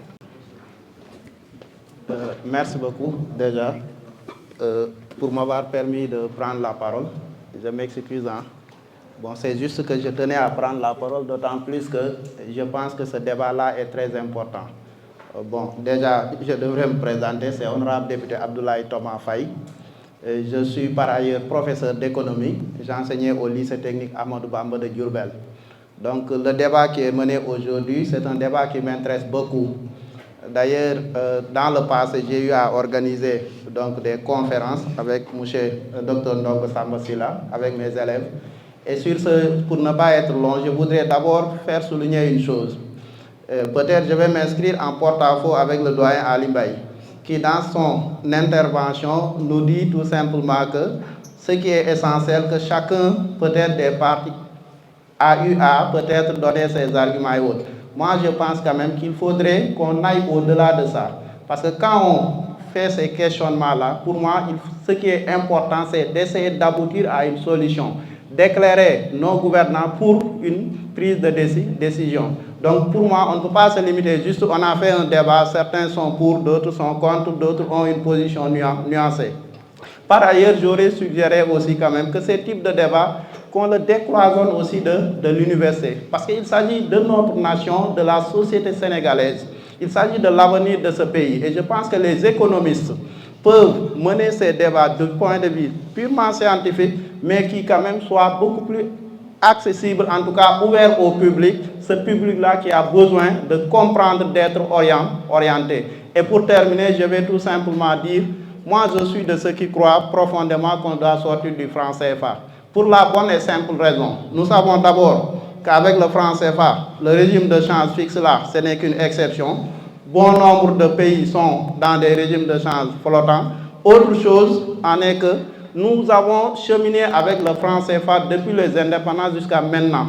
Et notre problème principal demeure, c'est malgré les petites performances économiques qu'on puisse dire, nous sommes et nous demeurons parmi les pays les moins avancés. Et rien que pour cela, pour moi, il faudrait quand même tenter d'autres horizons, tenter autre chose. Maintenant, il ne faudrait pas qu'on ait peur, en tout cas, de faire ce saut-là, d'aller vers, en tout cas, ces orientations. Donc, je vous remercie. Merci beaucoup. On n'a pas peur d'aller vers la société, hein? C'est tout à fait le contraire. Cette conférence-là est ouverte d'ailleurs au public. Hein? N'importe quel Sénégalais peut s'inscrire en ligne et suivre la conférence et même intervenir. Donc, ce qu'on va faire, on va faire un deuxième tour de table. En ligne, il n'y a pas de... On ne m'a pas signalé quelqu'un. Oui, mais on a une contrainte là, de temps. On va faire un deuxième tour de table assez rapide quand même, pour permettre aux gens de relancer un petit peu. mais en 1-2 minutes maximum. Docteur Sylla me dit 5. D'accord. Donc rapidement, docteur Sylla. On commence par docteur Dembélé. Voilà, merci beaucoup. Merci pour les réactions. Je commence par la question de Mme Camara. C'est ça?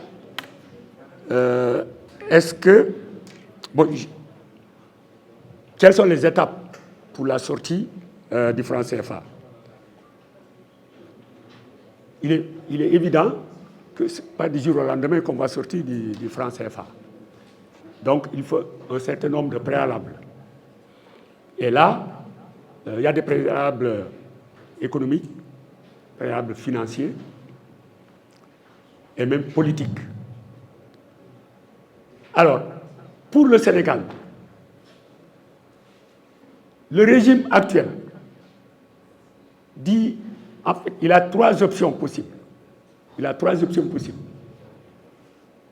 première, c'est de rester dans le cadre de la CEDEAO, vers la monnaie unique, qui n'est pas pour demain, malgré les déclarations faites il y a quelques semaines, parce que les divergences sont énormes. La deuxième option, c'est au sein de l'UMOA, c'est-à-dire le plan Ouattara-Macron de décembre 2019. Parce que rester dans l'UMOA, c'est appliquer le plan Ouattara-Macron de 2019. Et ce plan, si on l'applique, ça n'est fini de la CEDEAO.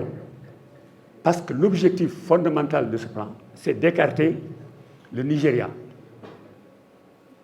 C'est d'écarter le Nigeria, qui fait plus de 60% du PIB de la CEDEAO, et plus de la moitié des habitants de la CEDEAO. Si vous écartez le Nigeria, il n'y aura plus d'intégration en Afrique de l'Ouest. Et la troisième option, c'est la monnaie nationale. Et le président Diomaye, il y a quelques jours, parlait de ça, il disait qu'il faut des préalables, par exemple les réserves de change, etc. Mais ce n'est pas seulement les réserves de change. Il y a des problèmes économiques fondamentaux qu'il faut voir. La dépendance alimentaire, la dépendance économique, la dépendance financière. Ce sont des problèmes fondamentaux qu'il faut d'abord résoudre avant d'aller de l'avant. Et bon, évidemment, chacun peut avoir une opinion différente sur ce qui concerne le franc CFA. Est-ce qu'on est pour ou on est contre? Mais ce qu'on a constaté, ça fait 65 ans, d'après les indépendances, le franc CFA va fêter ses 80 ans au mois de décembre. Mais 65 ans, au moins nous, qu'on est indépendants, entre guillemets, je mets toujours entre guillemets. Ça, c'est mon opinion. Chacun peut avoir une autre opinion. Mais le franc CFA n'a jamais, au grand jamais, aidé les pays africains à se développer. Jamais. Et ça ne changera pas. On peut dire stabilité, la solidarité. Mais la solidarité entre les pays de l'UMOA, mais elle a été imposée au moment de l'indépendance. Est-ce qu'on avait demandé l'avis de ces pays de rester ensemble? Non. Alors, donc, moi je pense que le franc CFA est un instrument contre le développement de l'Afrique, contre le développement des pays d'Afrique, quels que soient les arguments par ailleurs, parce que la réalité est là. 65 ans d'indépendance démontrent que nous n'irons nulle part avec le franc CFA. Merci beaucoup. Merci beaucoup, docteur Dembélé. Je donne la parole au docteur Sylla. Bon, je vais employer dans la même lettre que le commissaire Dembélé. Pour être clair, j'ai plus le CFA depuis au moins 10 ans. Je n'ai jamais été nulle part pour vérifier de sorte que le CFA égale développement. Mais ce que j'ai toujours écrit, c'est que, comme Dembélé l'a dit, rester dans le CFA, c'est souscrire une assurance sous-développement. Tant que vous y êtes, sous-développement. En sortir ne suffit pas. Parce que la monnaie n'est qu'un instrument. Et comme le professeur l'a dit ici, instrument au service de quel projet, quelle économie? Si nous restons dans l'économie coloniale, je vais recommander de rester le CFA. Mais si on a des gouvernements qui ont une ambition de transformation économique industrielle, je leur dirais qu'avec le CFA, vous ne pouvez rien faire. Il faudra autre chose. Et la monnaie seulement ne suffit pas, il faut aussi la finance. Parce que là, les moyens de paiement qui circulent sont créés par les banques. Et donc, il n'y a pas de développement économique.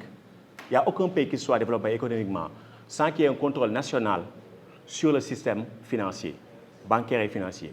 Donc, on a beau défranciser le secteur financier, mais il reste toujours sous la coupole de l'étranger. Et donc, dans ce cas, vous ne pouvez rien faire. Les crédits à l'économie sur PIB, etc., ça, c'est des indicateurs très frustrants parce que généralement, il y a ce qu'ils appellent les 50 les plus grosses entreprises, qui consomment les crédits bancaires. Et donc, il y a 50 entreprises qui consomment presque un tiers des crédits bancaires dans la plupart des pays. Parfois même, c'est près de 50%. Donc ça veut rien dire. Il faut un contrôle. En tout cas, si vous connaissez un pays qui soit transformé économiquement, comme la Corée du Sud, avec un système bancaire dominé par l'étranger, vous me direz. Et donc, on a parlé de la réforme de 2019. Ce n'est pas une réforme monétaire, c'est une réforme administrative. Le professeur Ndiaye a dit que c'est une monnaie africaine. Ce n'est pas une monnaie africaine, c'est la réforme de 2019 qui le dit. Si vous voyez, le Parlement français a décidé de, entre guillemets, de changer l'accord, parce que c'est un accord budgétaire qu'il y a entre les pays CFA et le Trésor français. Ce n'est pas un accord monétaire dans le langage de la zone euro, parce que ça a des conséquences juridiques. Et donc, dans le rapport qui a été fait par un député qui a des origines sénégalaises, qu'est-ce qui a été dit dans ce rapport? Quand Macron et Ouattara, à Abidjan, ont annoncé le 21 décembre 2019 que le CFA allait être réformé, la Banque centrale n'était pas au courant, ni les acteurs financiers. Ça, c'est écrit dans le rapport parlementaire de la France. Ça a été décidé par Emmanuel Macron tout seul avec Ouattara. Et pourquoi ce n'est pas une monnaie africaine? C'est que quand il y a eu cette prétendue réforme, le Mali d'Assimi Goïta a été sanctionné en 2022. Le professeur Ndiaye a dit qu'ils peuvent à chaque fois aller sur le marché financier. Assimi Goïta du Mali, après le deuxième coup d'État, ne pouvait pas aller sur le marché financier. Il n'avait même pas accès à ses propres comptes. L'État malien n'avait pas accès à ses propres comptes auprès de la BCEAO, auprès du système financier domestique. Ils avaient fait ça à Gbagbo en 2011. En juillet 2023, ils ont fait ça au Niger. Qu'est-ce que le gouvernement nigérien a fait? Ils ont mis en prison le directeur national de la BCEAO au Niger. Ce n'est pas une monnaie africaine. Donc il faut être très clair. Le professeur a dit il faut que les réserves reviennent. J'ai noté ça. Ce n'est pas un langage approprié. Les réserves ne peuvent jamais revenir parce que c'est des dépôts. Qu'est-ce qui s'est passé? Quand vous regardez les états financiers de la BCEAO, parce que les réserves de change, c'est des écritures. Et donc, nous, on est tenu de fixer notre monnaie à l'euro. Donc, il faut qu'on accumule les dépôts en euros. Avant, qu'est-ce qui se passait? On prenait les euros, quand on a des dollars, on les convertit en euros, on dépose 50% auprès du Trésor français. Après, ils ont dit, on supprime le compte d'opération. Qu'est-ce qui s'est passé? Ils ont pris l'argent des réserves, ils ont acheté des titres de dette en euros, du gouvernement français sans doute. Généralement, j'explique ça en disant que c'est passé de la poche gauche à la poche droite du Trésor français. Donc, ceci n'est pas notre monnaie, clairement. Et donc, si quelqu'un dit qu'on peut sanctionner financièrement des pays voisins, Niger, Mali, Côte d'Ivoire, et on dit que ça, c'est une monnaie africaine, donc ce que signifie africain, je ne sais pas. Et donc, ça, c'était des préalables, parce qu'on est à l'université, donc il faut être très clair. Quand j'ai montré un tableau montrant une corrélation, bien entendu, entre l'appartenance à la zone franc et les coups d'État, ce n'est pas pour dire que c'est le CFA lui-même qui crée les coups d'État. Mais le fait d'être dans le CFA, ça signifie une absence d'indépendance politique, de sorte que la France a été souvent présente pour orchestrer des coups d'État. Et donc, pour la première fois dans le Sahel, on a des gouvernements qui n'ont pas été choisis par la France. Et généralement, j'ai fait ce travail-là. Il y a un livre qui s'appelle « La démocratie en France », avec une histoire de l'impérialisme électoral. C'est une histoire sur 200 ans avec toutes les statistiques électorales et tout. Donc, ceux qui sont intéressés pourront aller le trouver là-bas. Donc, pour moi, la question qu'on a posée aujourd'hui, j'y ai répondu parce que c'est ce qu'on nous a demandé. Mais pour moi, la vraie question, c'est est-ce qu'il faut anticiper le changement ou le subir? Parce que le CFA vit ces derniers jours. Quand je dis ces derniers jours, ça peut être 2 ans, 3 ans, 5 ans, je ne sais pas. Mais ce qu'il y a, c'est qu'il y a une demande populaire pour en sortir. Les pays de l'AES font des pas vers la souveraineté monétaire. Ces pays vont sortir. Maintenant, s'ils sortent, qu'est-ce qui va arriver? Est-ce qu'on est préparé à ça? Donc, pour moi, la question, ce n'est pas est-ce qu'il faut sortir ou pas. C'est-à-dire, est-ce qu'on est prêt pour anticiper le changement ou est-ce qu'on va en sortir? Parce que les pays de l'AES vont sortir. Et après, ce qui va se passer, je ne sais pas. Et quand on fera sortir la France, pour moi, ce sera aussi la fin. Parce que jusqu'à présent, si on a été ensemble, c'est parce que la France qui l'a voulu. Ça, c'est difficile à dire, mais c'est la vérité. Donc, quand on fera sortir la France, le Sénégal n'acceptera pas que le Côte d'Ivoire donne des dictats et vice-versa. Quant à la monnaie éco, elle ne verra pas le jour en 2030. Si vous regardez les projections, par exemple, du FMI pour le 50, jusqu'en 2030, le ratio dette sur PIB sera stabilisé au mieux à 100%.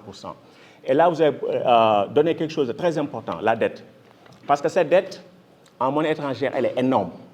Et donc, c'est une hypothèque sur toute réforme monétaire. Parce que, comme vous avez dit, il y a un risque de change. Quand on a une monnaie surévaluée, quand on change la monnaie, on s'attend à ce qu'elle se déprécie un peu. Et donc, quand vous avez une dette en monnaie étrangère, ça peut poser des problèmes. même si on reste dans le cadre du CFA, on ne peut pas gérer cette dette-là. Ce qui va arriver, c'est la dévaluation interne. C'est-à-dire que vous allez perdre une génération. Donc nous, actuellement, parce que quand j'ai dit récemment dans une émission que le gouvernement n'a pas suffisamment parlé de la question de la dette, c'est que nous faisons face au spectre de perdre une génération. En Afrique centrale, ce sera vraisemblablement le cas. Quand vous regardez les projections de surplus primaire du FMI, c'est 7%. Quand ils ont fait ça à la Jamaïque, depuis 1990, il n'y a plus eu de développement économique en Jamaïque. Et c'est ce qu'on va imposer à la République du Congo. Nous, on ne peut pas payer cette dette-là. Mais en la payant, on accepte l'austérité. Parce que quand vous regardez l'histoire des 50 dernières années, la dette en monnaie étrangère ne peut être soldée que d'une seule manière, on l'annule. Et donc là, c'est un vrai problème. Ça dépasse le CFA, c'est-à-dire cette question de la dette, elle est prioritaire, la dette en monnaie étrangère. Et c'est une question politique et ça dépendra de comment le gouvernement voudra régler ça. Donc je salue la présence du Dr Seydou Bokoum, du député Thomas Faye qui est toujours là pour en fait participer au débat qui intéresse en tout cas le peuple.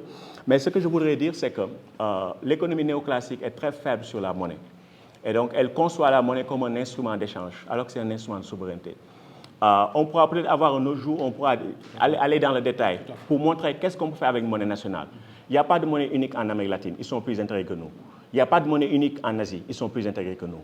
Il y a d'autres formes d'intégration, de coopération monétaire, industrielle, etc., qu'on peut envisager et qui nous permettent d'être ensemble de manière différente, tout en respectant la souveraineté des Africains, en renforçant également la souveraineté individuelle. Peut-être un autre jour, on pourra en parler, mais pour moi, la question, ce n'est plus le CFA, parce que la question, c'est est-ce qu'on va anticiper le changement ou le subir? Tout à fait. Merci beaucoup, Dr Silla.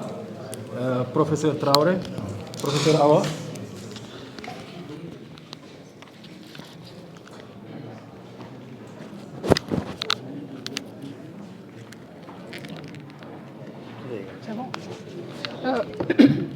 Merci encore une fois, monsieur professeur Niak, monsieur le modérateur. Donc, je remercie le public pour tous ces échanges constructifs. Donc, par rapport à la question de Dembélé et l'honorable député, donc, on est dans le milieu universitaire. Lorsqu'on organise ce débat, entre guillemets, sensible et très stratégique, on ne va pas agir en tant que profane. Donc, c'est quoi? C'est-à-dire, lorsqu'on va intervenir, on aura tout d'abord une vision qui sera un peu nuancée.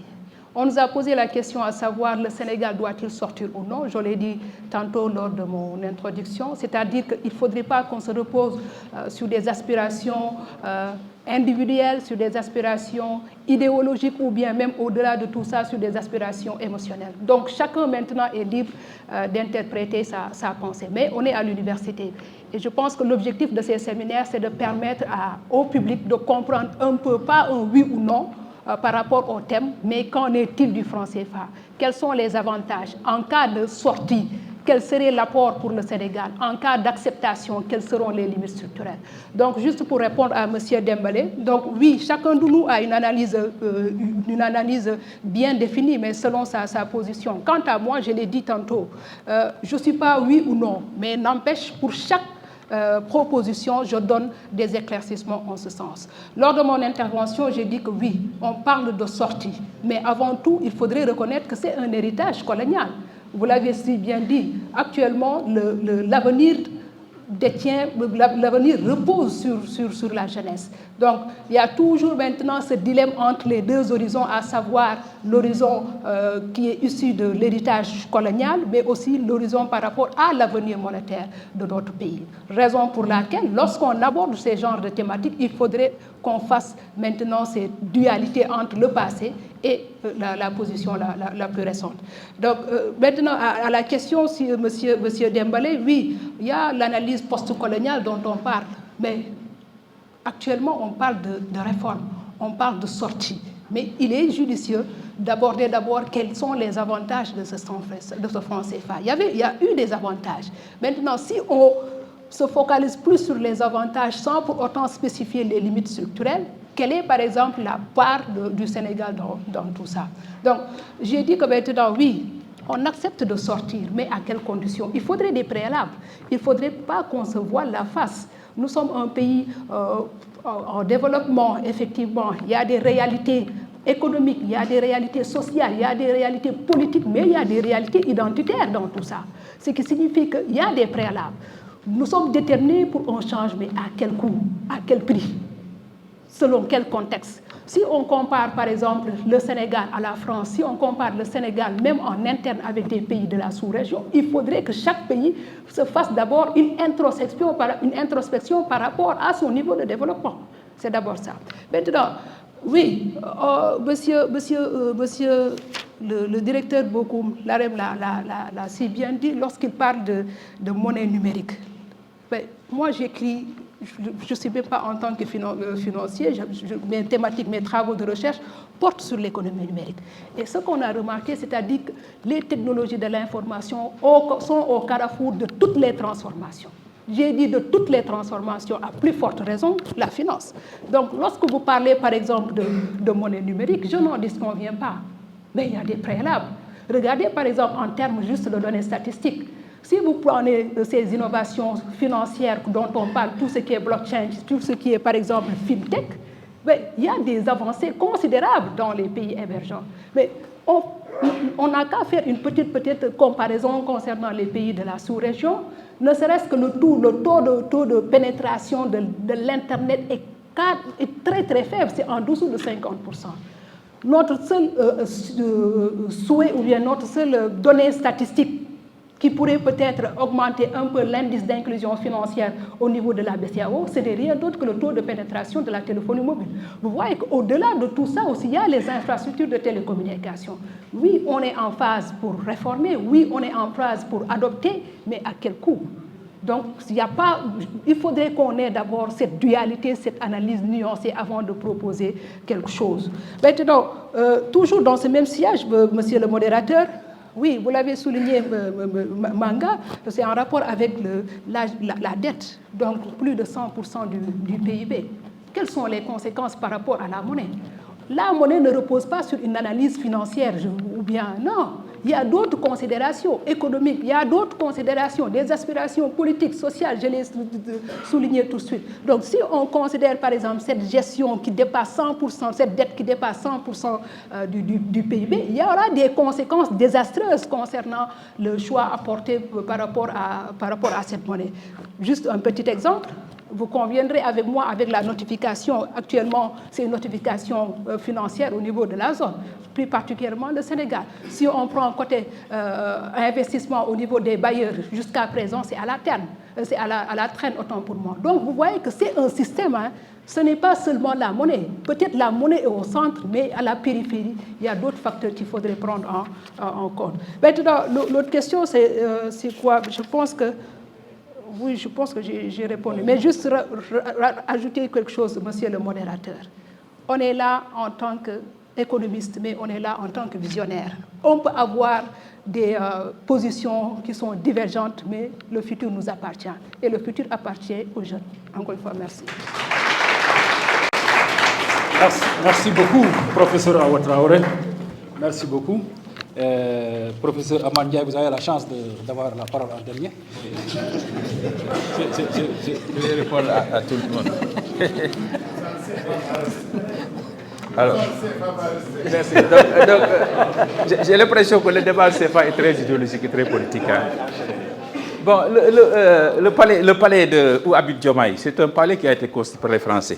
Donc, il faut le détruire parce que c'est français. Il faut le détruire, ça a été construit par les Français. Le pont Faidherbe, ça a été construit par les Français. Il faut le détruire. La langue française, c'est colonial, c'était pour l'exploitation. Il faut enlever ça. On va prendre le sérère comme langue nationale au Sénégal. Ça va marcher. Donc j'en viens, moi je dis que c'est une monnaie africaine. On verra, le débat continue. On verra, c'est une monnaie africaine. Donc je propose, ce que je propose c'est là. Où est le point 5? Le slide. Point 5. Ce que je propose, je dis que c'est une monnaie africaine. Ce qu'on va faire, parce que le projet ECO ne marchera pas. Là, on est d'accord, hein, Nogo.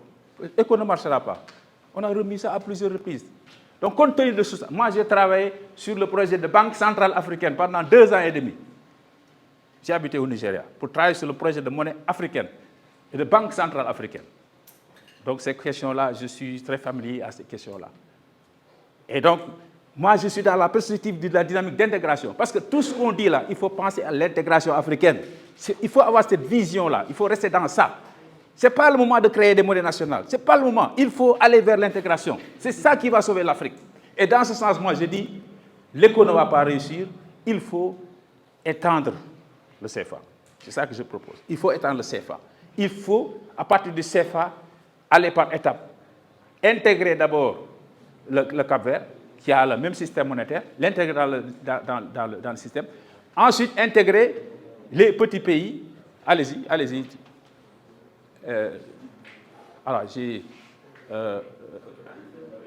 Ensuite, vous intégrez les petits pays. La Gambie, la Guinée, la Sierra Leone, etc. Ça, on s'inspire des expériences. Parce que c'est ce que les gens oublient. On dit que c'est une monnaie néocoloniale. Mais si c'est une monnaie néocoloniale, est-ce que la Guinée-Bissau, qui a fait une guerre d'indépendance, qui a versé du sang, serait sortie d'une colonisation pour venir dans notre colonisation? La Guinée-Bissau a rejoint, n'est pas une colonie, n'a pas été une colonie française. Mais la Guinée-Bissau est entrée dans le CFA. Ça fait réfléchir, ça. Est-ce que la Guinée, qui a fait une guerre, qui a versé du sang, va sortir d'une colonie pour entrer dans un autre système colonial? Comment dirais-je, la Guinée équatoriale, ce n'est pas une colonie française, n'était pas une colonie, mais elle est entrée dans le CFA, parce qu'il y a eu des intérêts économiques. Le Mali est sorti et revenu du CFA. Le révolutionnaire, si vous écoutez le discours de Modibo dans les années 70, vous verrez c'est le même discours aujourd'hui. C'est Modibo, il est sorti, il est revenu. De toute façon, le débat continue. Donc, c'est ce qu'il faut faire aujourd'hui, c'est vraiment faire une expansion de la zone. Si on veut créer une monnaie éco, il faut vraiment faire une expansion. Et ce que je propose, remontez un peu, s'il vous plaît, axe 1. Ce que je propose, je dis axe 1, remontez un peu. Non, sur la point 5, toujours, axe 1. Allez-y, axe 1. Voilà, ce que je dis, il faut surmonter les préjugés. Il faut associer les pays de la sous-région en tant qu'observateurs au niveau. Il faut qu'ils viennent dans la BCEAO pour voir comment ça marche. Pour qu'ils sachent que la France ne décide de rien. Il faut qu'ils viennent voir. La première chose. La deuxième chose, c'est de renommer le CFA. C'est de renommer le CFA en ECOWAS, qui vient de... Vous êtes allé trop vite là. C'est renommer le CFA en ECO, pour référer à l'appartenance à la CEDEAO. Arrimer cette nouvelle monnaie au DTS. Donc ça, c'est la première étape, le premier axe pour surmonter les préjugés.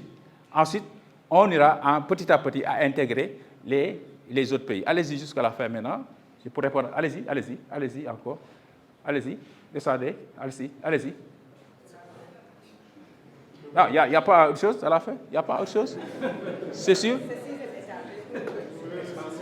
Non, je voulais répondre justement sur une préoccupation. Les gens ont une préoccupation par rapport au taux de change fixe.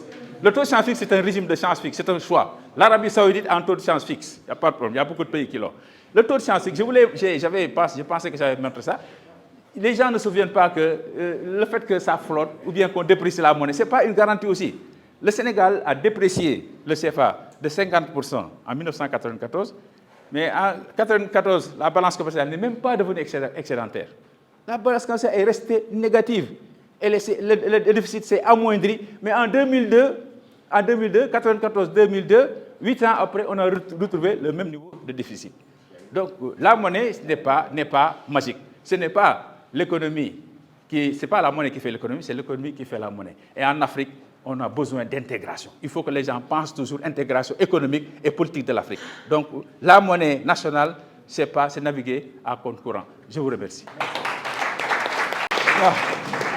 Merci beaucoup, professeur Ahmad Ndiaye. Il y a au moins un point de convergence, c'est que le projet éco ne marchera pas. Tout le monde est au moins d'accord sur ça. Professeur Ao aussi a raison. N'oublions pas que la monnaie, c'est d'abord une décision politique.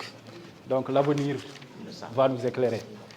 Nous ne pouvons pas finir ce débat-là aujourd'hui. C'est d'ailleurs ça le charme d'une conférence. Nous avons eu des débats extrêmement intéressants. Cela ouvre la porte à d'autres débats. Je pense que le mois prochain, le LAPT va choisir un autre thème, peut-être même sur la dette, qui est une question d'actualité qui est extrêmement importante. Et nous vous donnons donc rendez-vous le mois prochain pour les jeudis de l'économie. Encore une fois, merci beaucoup.